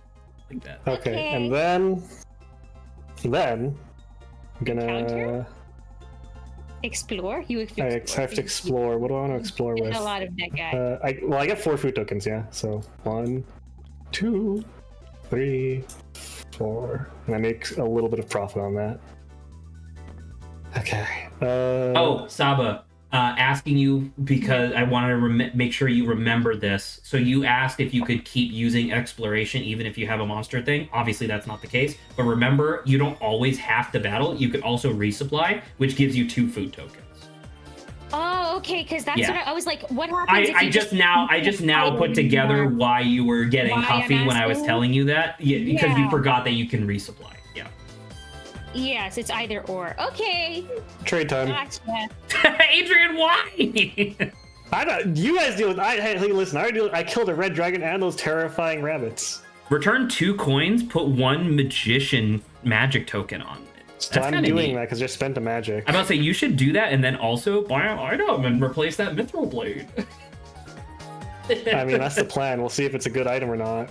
That mithril weapon is insane though. Well, you know what? I spent 3 gold on the item, and then I used this and I got 4 gold back, so I actually profited off that. Wait, oh, because this was what you just picked up. Yeah. Sure.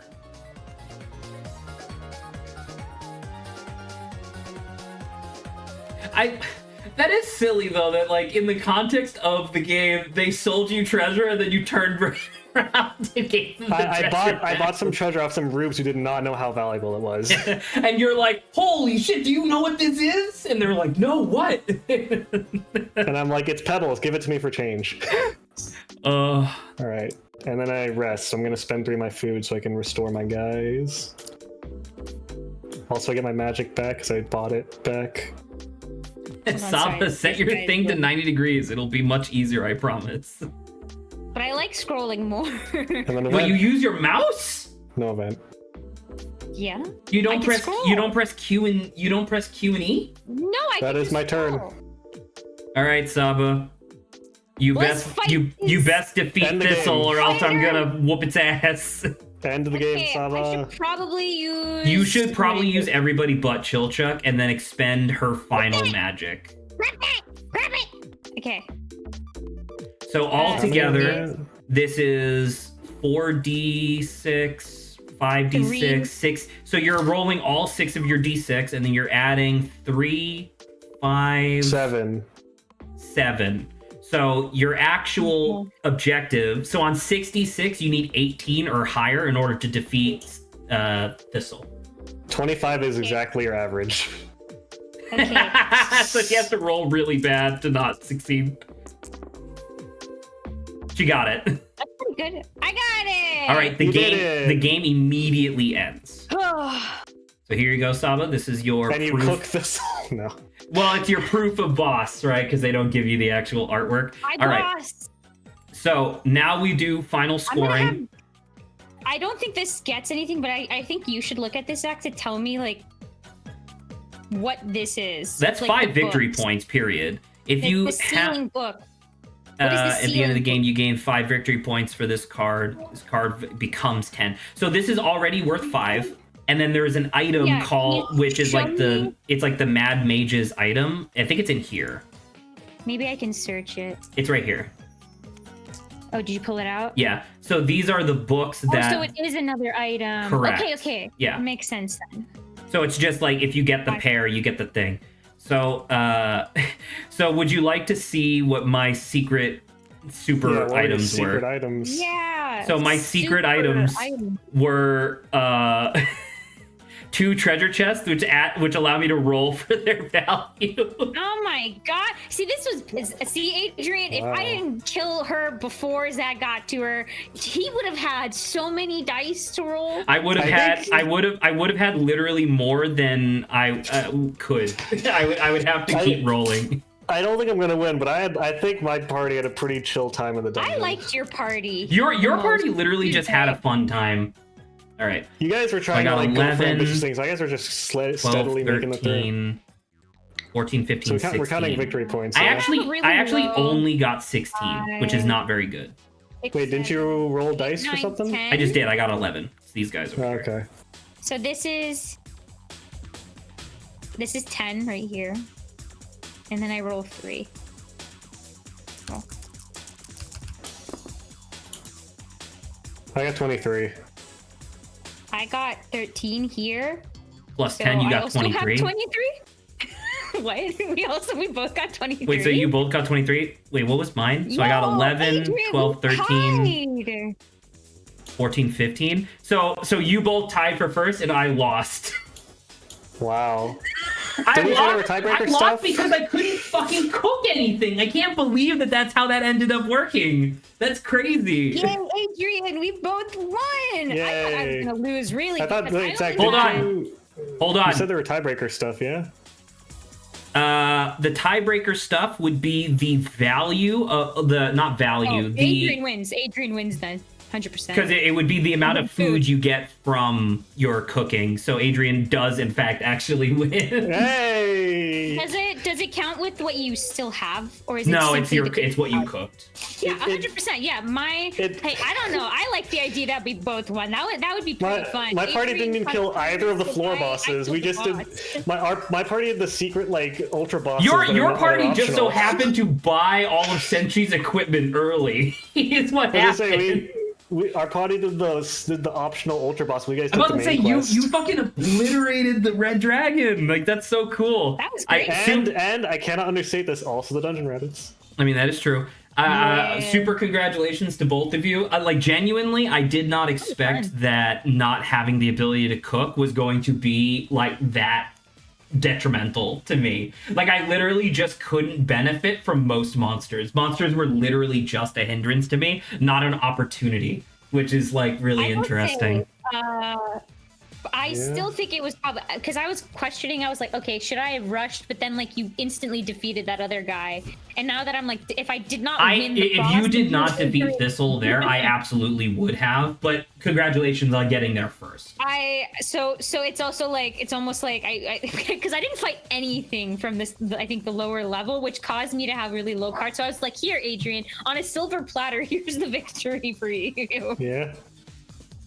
On a dungeon meshy platter. There you go. I think it's really fun how you can choose who gets the encounter next if you have the card, because I really like being like, give me the red dragon, I'll take it. Give me the dungeon rabbits, I didn't realize that was like a whole like idea behind, because that's not because they just don't tell you, I guess. Because in my mind, I was like, okay, are you supposed to technically have card sleeves for these like cards, like in Magic the Gathering? Because Magic the Gathering had double printed cards, and those were only legal if your entire deck was like sleeved. So I was like, okay, I guess that's how this works. But actually, knowing what monster is coming up and then choosing who gets to fight it is really interesting. I thought you said you needed to randomize it though at the beginning. Well, once again, this is literally my first time ever playing, and that was my assumption. Because my assumption was that, oh, in real life you would have to sleeve these, but in actuality, I guess you don't. I guess you just know what's coming up. You just look at it. Because the way that I thought that it was I thought it was play the monster encounter, you draw the card, and then you decide who to give it to, including yourself. Like, that's what I thought it was. But regardless, I would actually, like, if we can play this again with Grant, I would love to do this with drafting. I think that would be, I think that would be really interesting. The way that it works is that with drafting, you take all the characters, including Fallen, shuffle them together, and then deal, for us it would be 4 players, you deal 5 to each person, and then you just sushi go, where you pick one person from your hand, put it down face down in front of you, and then pass your hand to the person on your left, repeat until you have all 5 characters, and then flip, and then that becomes your party. I will say, I think that I do think that having few characters with higher power is more valuable than having a mob of characters. Because I feel like Shuro is worth more than the sum of Daya and Kuro, for example. I certainly agree, considering that it takes 2 food to, like, recover them or whatever. Like, I feel like my I think the thing that, like, my team had as, like, an advantage, quote-unquote, was that I had, like, multiple magic people. But then again, so don't the Canaries. So the Canaries are almost entirely magic. Exactly. Except for this furry that's on top right now. But yeah, I don't know. I thought that was great. So this game, you can see it. Let me see if I can get the name. It's like the second to last page on this thing. Yeah. So there was a game that came out in 1988 in Japan called Monster Maker, which was apparently like an enormous phenomenon, and that was essentially this game. Like, this game is just a reskin of the original Monster Maker. And at the end of this book, they say, like, hey, if you're interested, check out the original Monster Maker. And I did. I looked it up yesterday. First off, not in English, so obviously I'm not going to be able to get it in real life. But that motherfucker had like 40 expansions, where every single expansion was like new items, new monster, new characters. And I was like, dude, this is like the OG Red Dragon Inn. It was so cool. It's the Japanese Red Dragon Inn. Also, it does say that I don't know about the rules in the other one, but it does say that the original was more simple, but I assume the expansions probably put it on par or more complicated. I think that in the original, cooking the monsters was not necessarily a thing. I think you just got rewards. It says the original didn't have cooking or recovery magic. Yeah, so there you go. Okay, so that was the game. We have about 45 minutes left, which I think puts us in perfect avenue to do the second thing that I had planned for today's stream. So everybody just chill out. It is not going to be in Tabletop Simulator. I will be streaming in a second. Saba, I will not be streaming this via Parsec because it's just a website. That's fine. So I'll get off of, what is it, Tabletop. We're going into just chatting. Okay. That was fun. I like that. I really that like was a really fun game. I actually enjoyed that way more than I anticipated that I would, I guess. Were you thinking it'd be another red? Oh, I was about to draw Shuriken exact take by a dungeon rabbit. Oh. I thought that it was going to be a little bit more frustrating than that because of the the placing the monster thing. And there was definitely a moment in there where I was like, I wanted to kill Saba in real life because I was like, you motherfucker, I'm so fucking close. But at the same time, because it's like I knew that I needed like the boss in order to be able to have like even a remote chance. But at the same time, it's not like Saba did anything to like fuck me over. It was literally just like that's just how like the dice roll. You messed yourself up at least with the food because the griffin you gave me was less difficult than this. It didn't matter what I gave you because you just so happened to have the escape card in your hand. So if you didn't have the escape card in your hand, you would have had to have fought it, and then you would have got Thistle anyway. But the way that I was thinking about it was that on the off chance that you rolled like dog shit and didn't defeat the Griffin, that was literally the only chance that I could get the Griffin before you. But then you just drew an escape card, and then I drew an escape card right after. Like literally the next draw, I got the other one. All right. I'm going to stream to you guys. What the hell? That's the wrong page, my guy. What the fuck? Here we go. Let's try this. Right now? What was that? There you go. All right, streaming to you guys. This one is also very Adrian and Zach coded, but I'm hoping that we could have fun in general. This is a tier list that I've been wanting to do for a while now. Oh boy, let's see it. Oh my god, I hear your music. Can you? Oh no, I don't know if I can. I haven't these. What's the problem, Saba? Zach, is there any way I don't listen to your music, by the way? I have no idea. I'm about to say you can mute my stream. Oh, yes, I can. Hold on. Perfect. Thank you. Hey, Zach, can you solve my problem? I totally forgot I could mute. Yeah, your thing. All right. That's perfect because this doesn't actually require any sound. So I figured that this would be kind of a fun thing to do. So the tier list is ranking Dimension 20 campaigns, like Dimension 20 seasons. I have the original list was alphabetical order. I reorganized these into their chronological order, in the order in which they were in which they aired. And so for posterity, for anybody who's watching this that doesn't know what a tier list is, welcome to the internet. I'm not going to explain it to you. The only thing I wanted to say, so obviously this is mostly going to be Adrian and myself. I'll just the way that, like, I still want Saba's opinion because I know that you watched 3 entire seasons, so like that's still obviously very, very much like valid. But the way that I was thinking that this would work, there are definitely some seasons that Adrian is going to like more than me, and so I'm hoping that we can together come to like a middle ground, roughly. And then, as you can see, below F, not necessarily because they're inherently bad, I did have a special category for the COVID era stuff, because I do feel like under most circumstances, the COVID era stuff was worse, but not necessarily their fault. You know what I mean? Yeah, the atmosphere wasn't there because they were literally not in. They were literally not there physically together. Not in the dome. They're not under the dome. All right. Well, Brandon was in the dome for one of them. So, for the first one, Fantasy High, freshman year. I gotta give it an A at least. I was gonna say definitely not less than A. I'm almost tempted to give it an S. Because it's like there is very. Sorry, Saba? Did you guys like any of the future years better than? I did.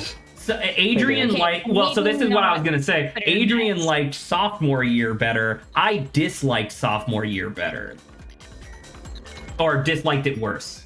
Whatever phrasing.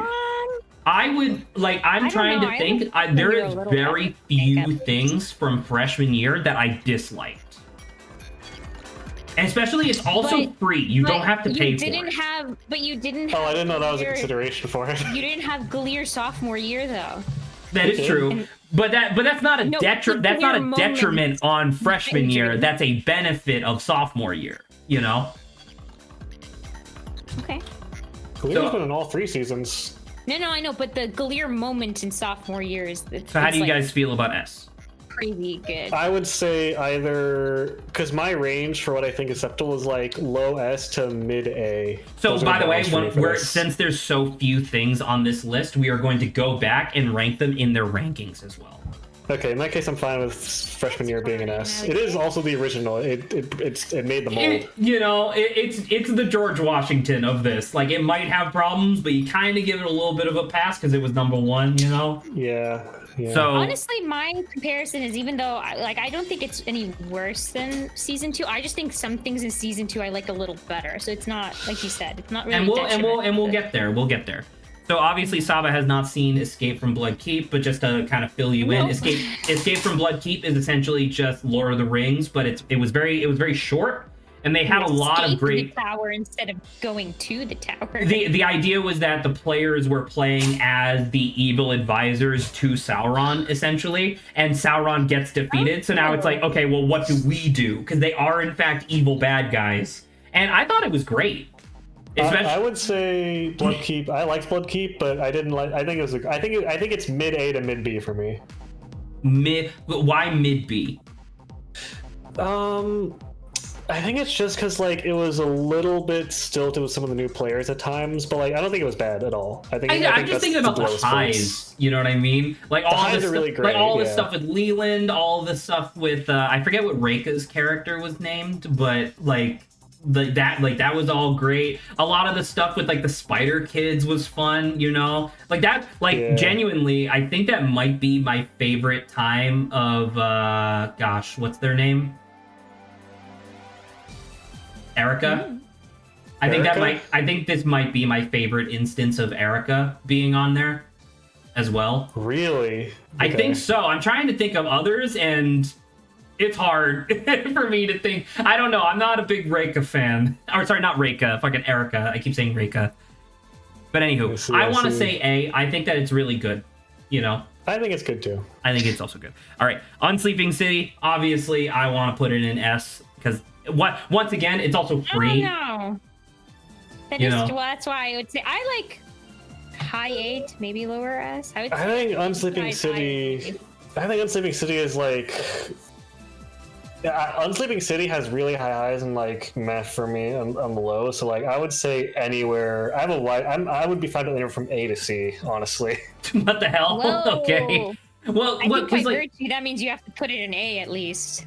Well, yeah, I guess so. Well, because it's just like the whole thing with Unsleeping City is that I just really like the magical otherworld as like a narrative aesthetic. You know what I mean? The idea, like as a person who, you know, grew up in New England, once again, the idea of like New York has this like magical otherworld that has all this stuff in it. And, you know, it's not necessarily like every reference is so like heavy-handed, but, you know, clearly it did well. I'm okay to put that, like, if this is an A, I won't be putting it any lower than the highest in A, in my opinion. Like here's the thing, right? Obviously, Unsleeping City's plot doesn't work if it's set in California, but also conversely, I'm not from New York. I don't think that's true. I think you could take the premise of Unsleeping City and put that in San Francisco pretty easily. I don't know. I've been to San Francisco a number of times, and I don't think it gives off the same vibe as New York, which I've been to once. No.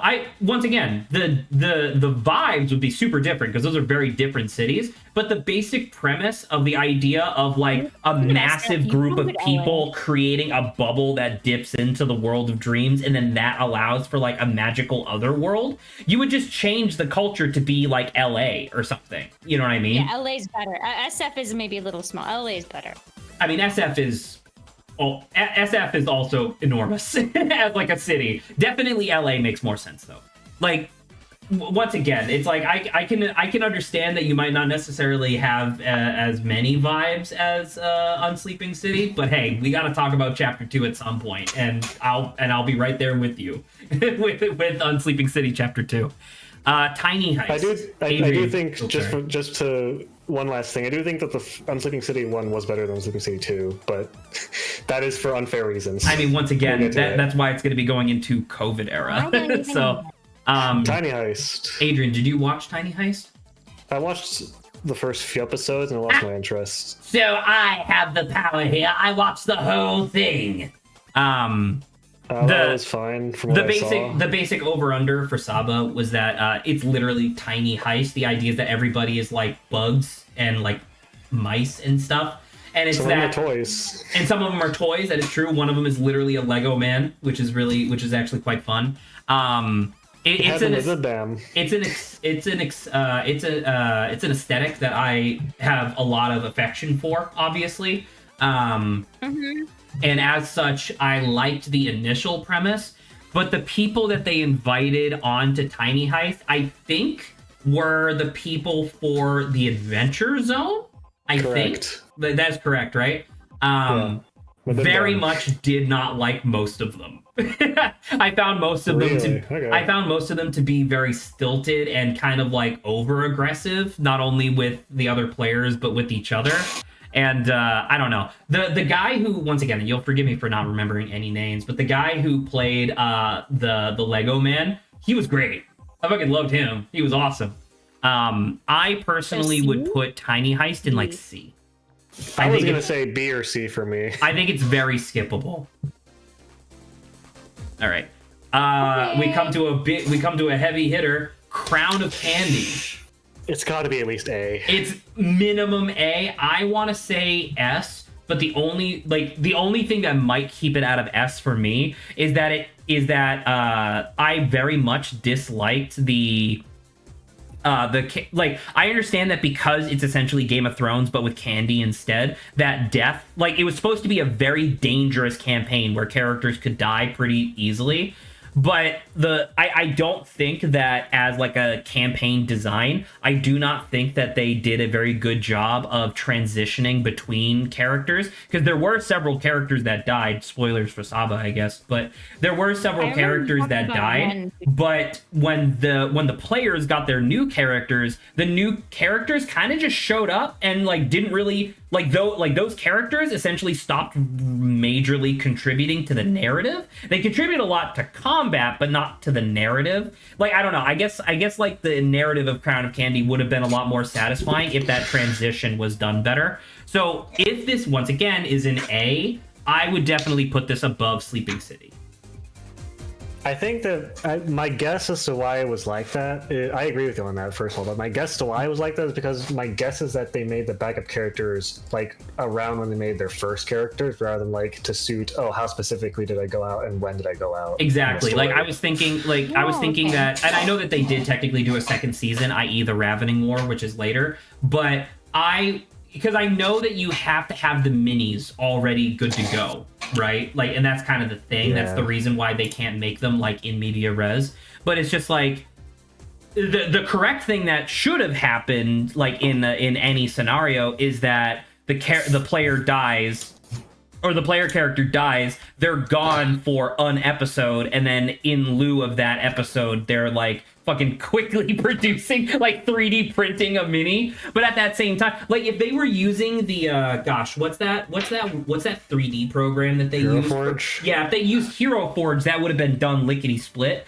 But there is something about like the physical minis that like add a charm to it. So definitely the highest of A, but it was just the character transition didn't really work for any of the deaths. You know what I mean? At least in my opinion. Like, the character that left was better and more satisfying than the character that came in, which is sad. Yeah, I think one of them was a little more impactful and relevant than the other one, but nah. In terms of like when they came in, yeah, I mean, for a lot of reasons, that character, if they're the one that I'm thinking that you're talking about, yeah, they kicked ass like immediately, which is pretty fucking cool. But then narratively, that character was like, okay. I mean, I do think that narratively one of them did better than the other. I think. Well, yes. Essentially, my thing is that clearly that character was supposed to be Daenerys. I don't know if you watched Game of Thrones at all, but like they're clearly supposed to be Daenerys with, Daenerys' whole thing. But the problem is that Daenerys in Game of Thrones shows up literally chapter 1, book 1. Whereas that character showed up essentially chapter 6, book 3. You know what I mean? So it's like that, like it was still better than the other character, but it just had that delay that was like awkward. It wasn't perfect, you know. It wasn't the best it could be. So I agree with you broadly. But so now for these next 4, these are all COVID era. These were all of the COVID era ones. The thing I wanted to say that's kind of weird is that despite I don't understand how, because when I looked it up officially online, this is how these things were specifically illustrated in terms of release order, but this doesn't make any sense to me, because wasn't the whole idea that the finale of Fantasy High sophomore year, wasn't the whole idea that COVID ruined the finale? I say ruined, quote unquote, but you get what I mean, right? Shouldn't it be like this? I feel like that has to be the case, right? Like, the only plausible explanation I could possibly think of was that for Pirates of Leviathan, the guests just couldn't make it to the studio in time. That's the only reason I could see they went with that. So, for the purposes, because once again, on the official list that I saw, Pirates of the Leviathan was first. It does not make any sense to me. As such, I'm going to be switching these. To the point where I actually want to say that sophomore year should not count as a COVID era. Because it's literally just the finale. I agree. So here's where we come in, where you've already established that you like sophomore year more than freshman year. Saba, do you like sophomore year more than freshman year? I think a little bit. There's some really maybe iconic a little bit higher characters. Yeah, that I already told you. I think my biggest gripe with, I don't know. See, that's the thing. My memory sometimes gets a little wacky, as you well aware. When I was talking with you about this, I don't think I had as many complaints about sophomore year as I think I probably did about freshman year, because I only remember one complaint about sophomore year. But there was like some great moments. I mean, you're probably referring to like the stuff that happened at the very end, because I remember you brought that up like a bunch, which is fair. But so, I like the Galir stuff. I like the I don't remember. There's a lot of good stuff. There's a lot of good stuff in there. Grandfather was amazing. That part was like my favorite. It was So it hurts a little bit for me to say this. I would give it a B, because it's like I enjoyed a lot of the stuff, but didn't have minis, and I did not like the live format as much as I liked the edited format. Which I really like the live format. Well, and that's the thing. So, like, clearly this is just a difference in preference. So, I would like to propose a compromise we can discuss, but my proposed compromise would be this. I guess. I mean, I don't think it's as good as Crown of Candy. But my thing is that sophomore year has so much replay value for me, because I get to see how everyone reacts to everything. I mean, as opposed to just the camera cutting to one person. I mean, I guess that's true, but the idea is that, like, when it's cutting to one, like, because it's literally a live stream, obviously, and that's what you're into. Because, and I think this is, I think a big part of this is that you're a person who actually played a shit ton of TTRPGs where you get to see everybody's reactions, so you're like a lot more like prone to like wanting that sort of thing. Like, oh, how is Siobhan reacting to this as opposed to Emily? You know what I mean? You get to see both of them at the same time. Whereas for me, when they edit something, it's because they're showing you what like hypothetically matters in some case, in most cases. You know what I mean? So it's just like, I don't know. The thing is, you could see that anyway because they're showing all of them at the same time, and also, but I will say, it's not always perfect. Sometimes, because here's the thing, right? Sometimes it'll be like, oh, this character, like Brendan will be talking for a while, and mention something about Siobhan's character, but it won't cut to Siobhan because Brendan it'd be really jarring to just cut for Siobhan for like a half second, and then like, but like, I don't know. I wish there was like, I almost wish there were like less edited versions, or like versions we could see all 3 feeds at the same time, because I'd watch those, honestly. I wish that you know how they have like an audio only format? Yeah. I straight up wish that they had one that was literally just all 3 feeds, because I like the audio format is obviously super easy. You just take out the video, right? But then just like imagine a version where it's literally just exactly that. It's just all 3 feeds that are always on at the same time. If they had that, I would, for all of them, I would honestly rank sophomore year a smidge lower.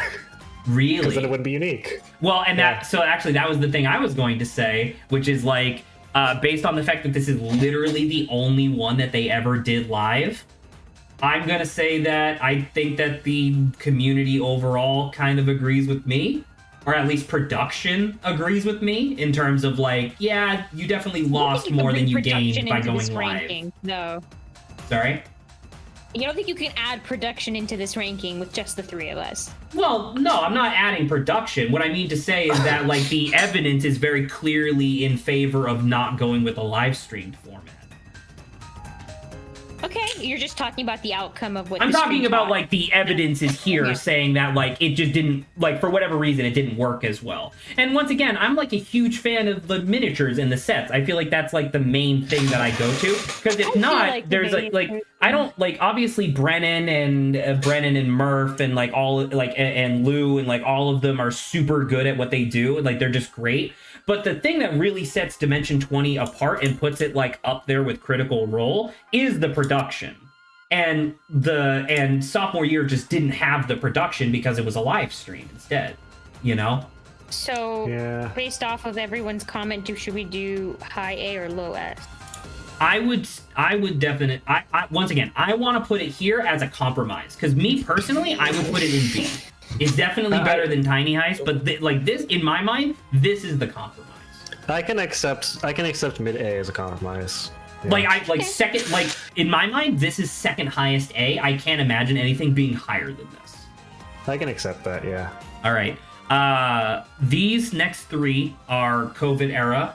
The problem with these is that, Adrian, did you watch Pirates of the Leviathan? I tried to get into it, but it was distracting the COVID era. I straight up I watched part of the first episode and could not get through it. So I almost want to put this in haven't seen. I mean, I'm pretty sure I finished the first episode and then I gave up some way into the second, so yeah. I did like what I saw, it's just that it was, you know... Do you want to put it in haven't seen, or do you want to put it in COVID era, I guess is what it comes down to. I would say COVID era, because if it wasn't, I definitely would watch it. Okay, that's interesting, because obviously that's part of the same universe that you love and whatnot. The characters were good too, it's just, you know... Yeah. I want to say pretty succinctly, I want to put Unsleeping City above it, especially since I finished that bitch. You know what I mean? It's definitely it's definitely COVID era as hell though.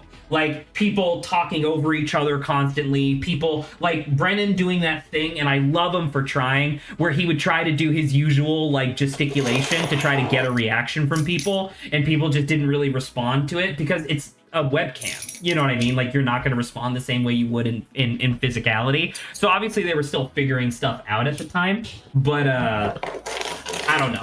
Season 2 had its problems, but Season 2 also had a lot of great stuff in there. Like all this stuff with, like, what's his face? What was Zach's character? You remember? The firefighter? Yeah, the firefighter where he loses the questing Ricky blade. Matsui. Yeah, you know what I mean? Like, there was tons of stuff in Season 2 that was excellent. I just felt like Season 2 suffered purely because of COVID. I didn't finish it, but I got most of the way through Season 2, and I thought it was pretty good. I would agree with this. Okay. Finally, because I know that you probably won't agree with me on this, I want to put Mice and Murder highest of COVID era, because clearly they were still. You didn't watch it? No. Oh come on, man! I recommended it to you like 3 times. It's really good. I don't know. It is a quality murder mystery. If you're not into that, that's totally fine, I guess. I'm not into murder mysteries. The setting did not capture me. The setting very much enraptured me almost immediately, and it's a genuinely well written murder mystery that fucking Allie completely torpedoed by getting an extremely lucky nat 20. And so Brennan had to like change like a large portion of the mystery, which was very funny.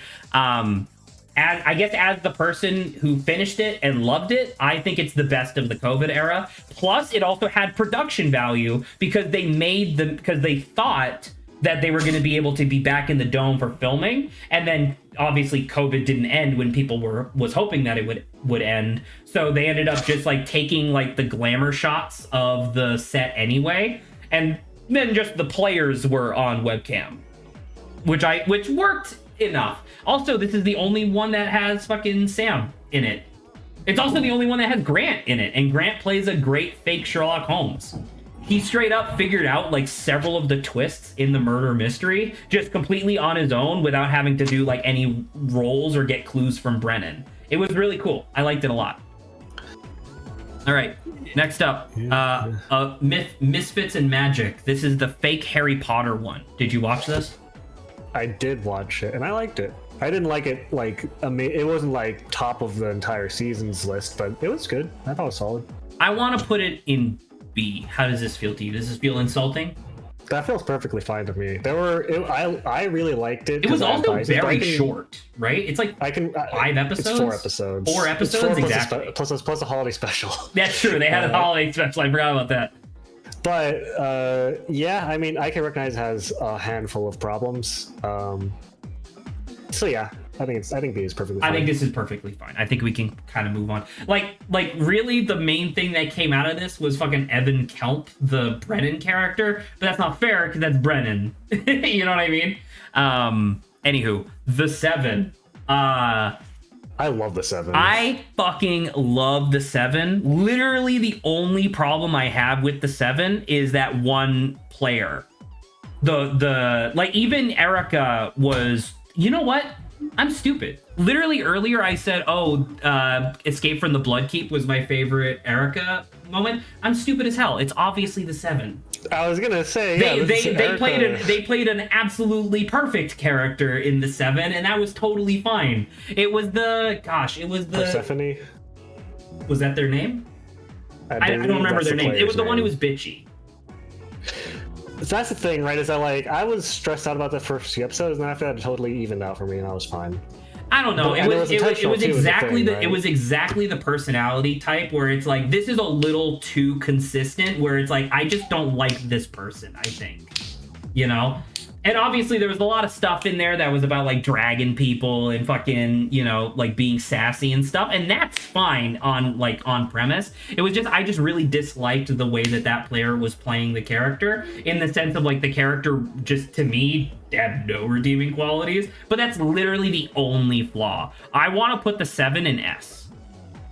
I would agree. The only S for 7. The specific qualifier for me is that I think it was better than sophomore year.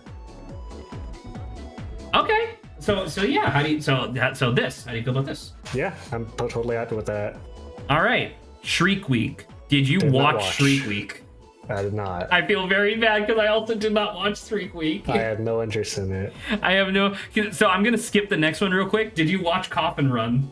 I tried to watch it, and it couldn't capture me. I'm gonna put that in did not watch because I straight up did not watch that. I watched like 2 or 3 episodes, I think. I feel bad because both of these, like, I like it when they bring in the guest, the guest. You know what I like? Yes, Saba? You know what I like? Adrian talking in a way as if he's a Pokemon being captured by like these. It didn't capture me. Yeah, my you know what? I gave it 2 out of 3 wobbles. I wasn't super into it. I got out of there. Yeah. They didn't have false swipe pact, and they didn't even try to status me, you know? Exactly. They didn't even put me to sleep, dude. Well, no, it did put me to sleep. That was the problem. All right. Starstruck. I genuinely believe Starstruck is the best season to date. I 100% agree, to the point where I am baffled that they haven't done a season 2 yet.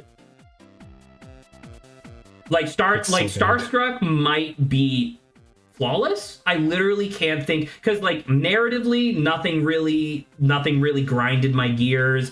All of the characters were excellent.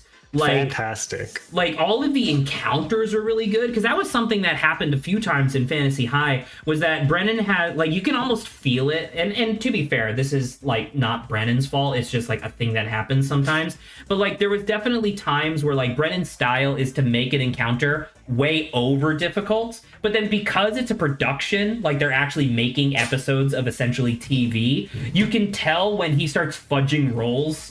Because suddenly they go from getting their ass kicked to like, oh, you did it, or oh, they missed, oh, they missed, oh, they missed. You know what I mean?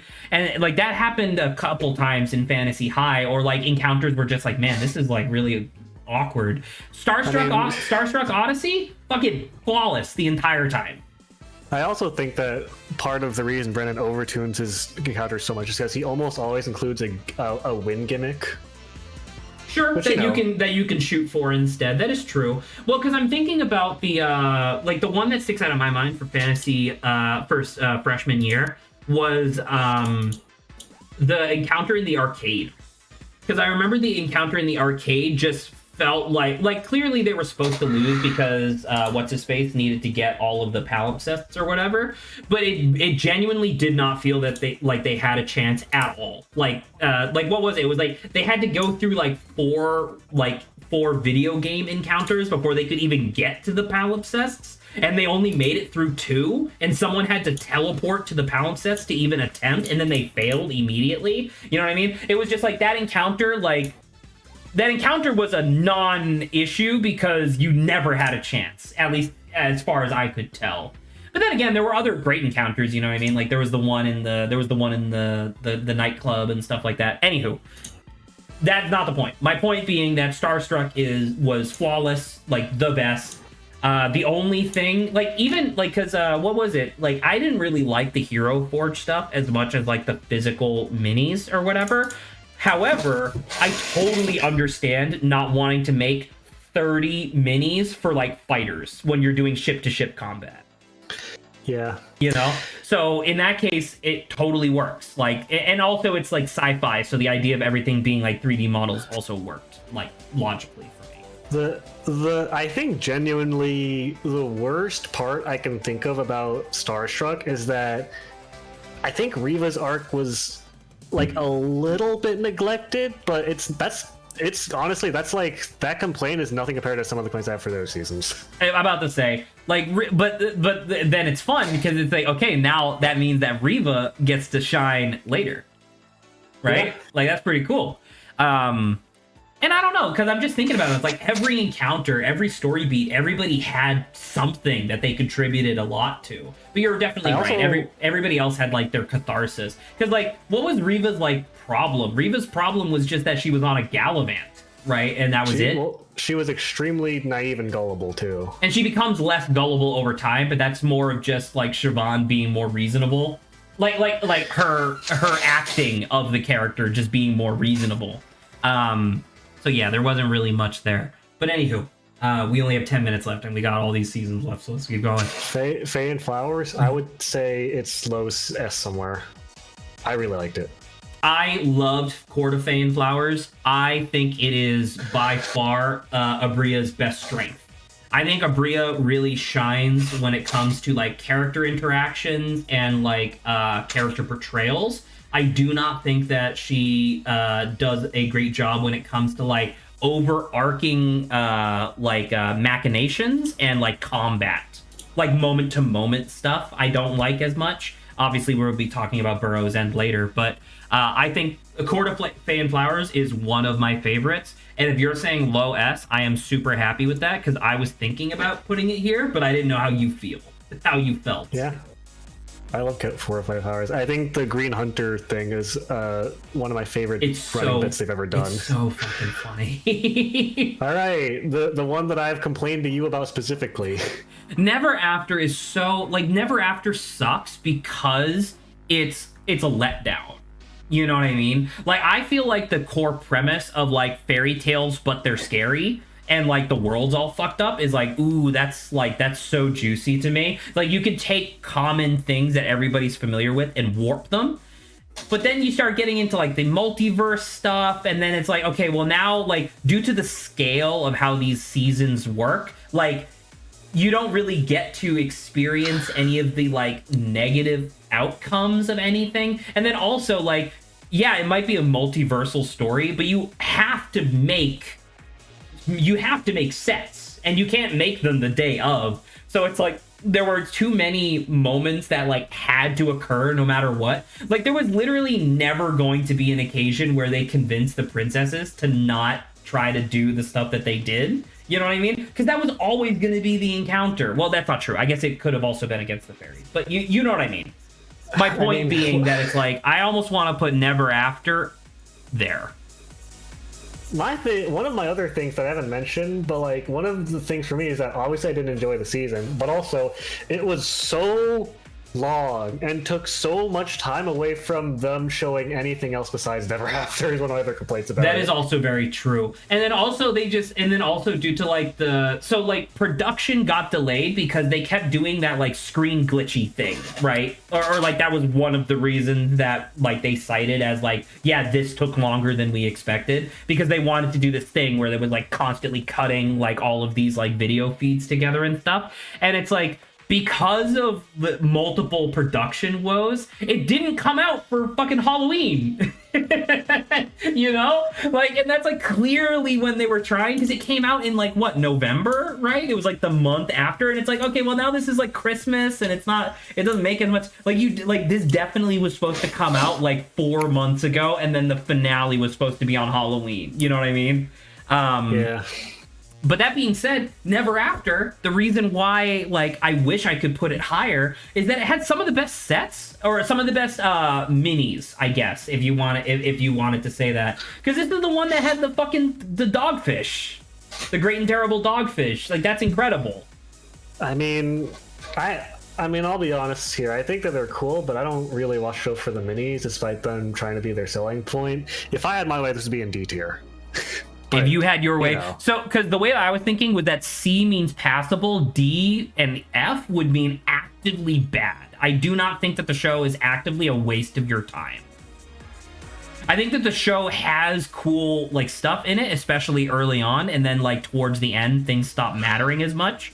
But at the same time, I do not think it's a waste of your time.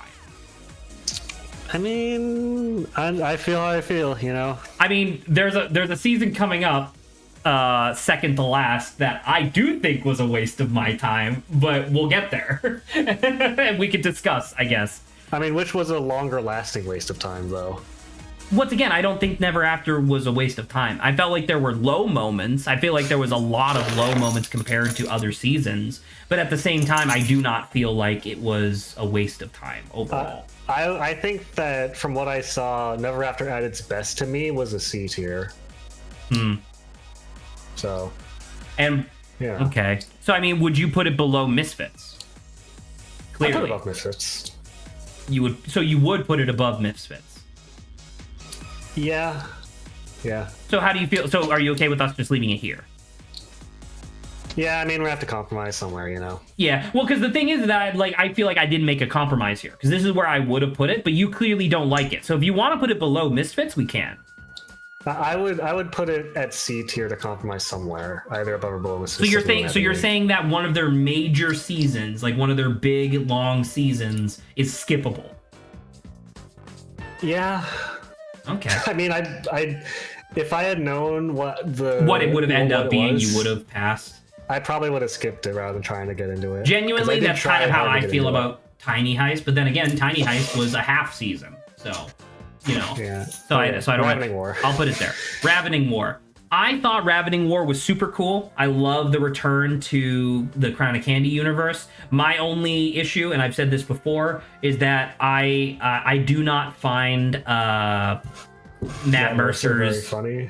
Well, I don't find Matt Mercer's like DM style to be dynamic enough for me. I find that under most circumstances he's very straightforward, which I think works very well for like the Critical Role crowd, where it's much more like hardcore D&D. Whereas for Brennan and conversely also Brian Murphy on the NADPOD podcast, I like it when things are more dynamic and like big events occur that like really shake up the world and stuff like that, or really shake up an event. And I feel like Brennan and Brian Murphy are better at that, in my opinion. But that being said, that's pretty much my only complaint, was just that I thought that the DM could be a little bit more fun. But at the same time, like all the stuff that happens in Ravening War was fucking sick. I watched most of it, I think, and then I kind of fell off. So, but I mean, I liked it. I didn't think it was. How do you feel about Below Bloodkeep? That's fine. I think my thing was that it was really, really dense. Very dense, because it was a short season. And that made it tiring for me to watch, so I got tired of it. I mean, that's fair enough. All right, Dungeons and Drag Queens. Did not watch it. I will let you know. I watched the whole thing. I thought it was lovely. I thought it was very good.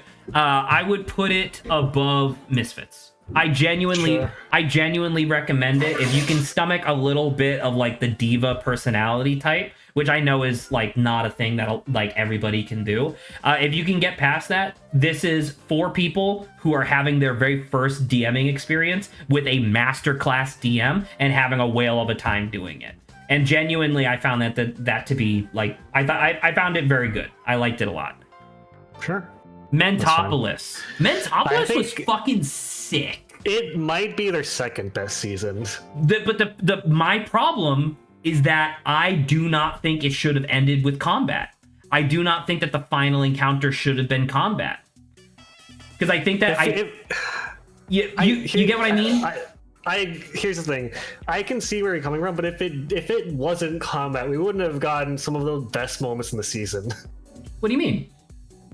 If it wasn't combat, we would have gotten dick flecting.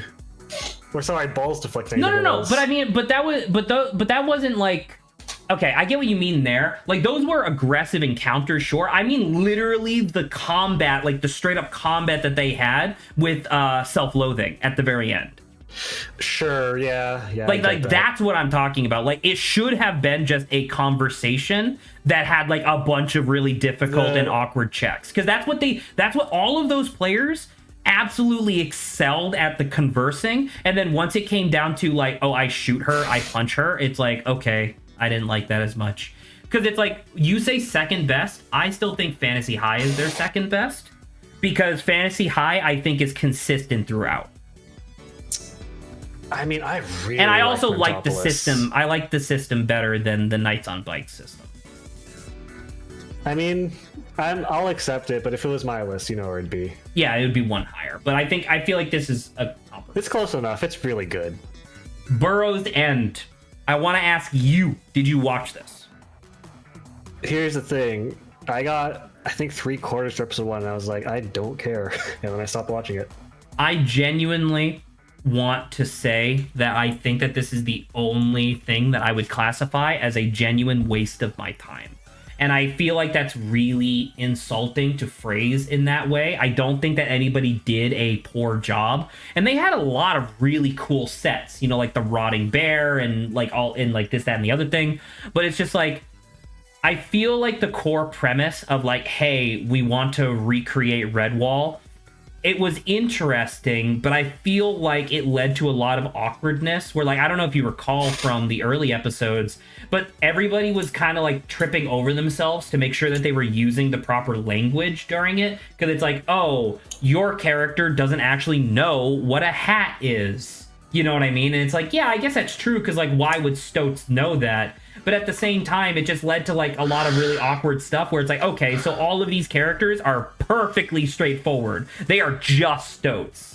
You know, I'm an enormous fan of, I just finished a game called Small Saga, where it was the same thing. It was like mice and rats and stoats and stuff, like all like working together and whatnot. But the difference was, in that world, you had cities, you had tools, you had weapons. And I find that to be really engaging in the similar way that I found of Mice and Murder to be interesting. And I don't know, just ultimately, I did not like Burrow's End. Like, it's the not only is it skippable, I think it's actively like a waste of my time. From what I did see, I definitely agree with you on like the kind of like the fact that they have to be Stoats being so enforced getting in the way. Yeah, I saw that from just the first, from what I watched. So yeah, I agree. So I will let you know, and then we're gonna wrap this up, obviously, because we have the one season left. But the way that I would like, because you didn't finish it, right? They eventually go to the thing at the center of the wood that's causing the blue or whatever, and genuinely, I'm like, that's where you should have started. And I know that there are reasons that you didn't, because you wanted this reveal. Like, the fucking intro changes over time the more of like the in-universe world got revealed, which is like cool, like that's neat. But like the stuff in the location where the blue is coming from, I found way more interesting than almost all of the stuff that happened earlier. And so it's like, I feel like they tried to strike a balance between these two different like aspects of like Red Wall and then other media, and it's like I don't think you hit it.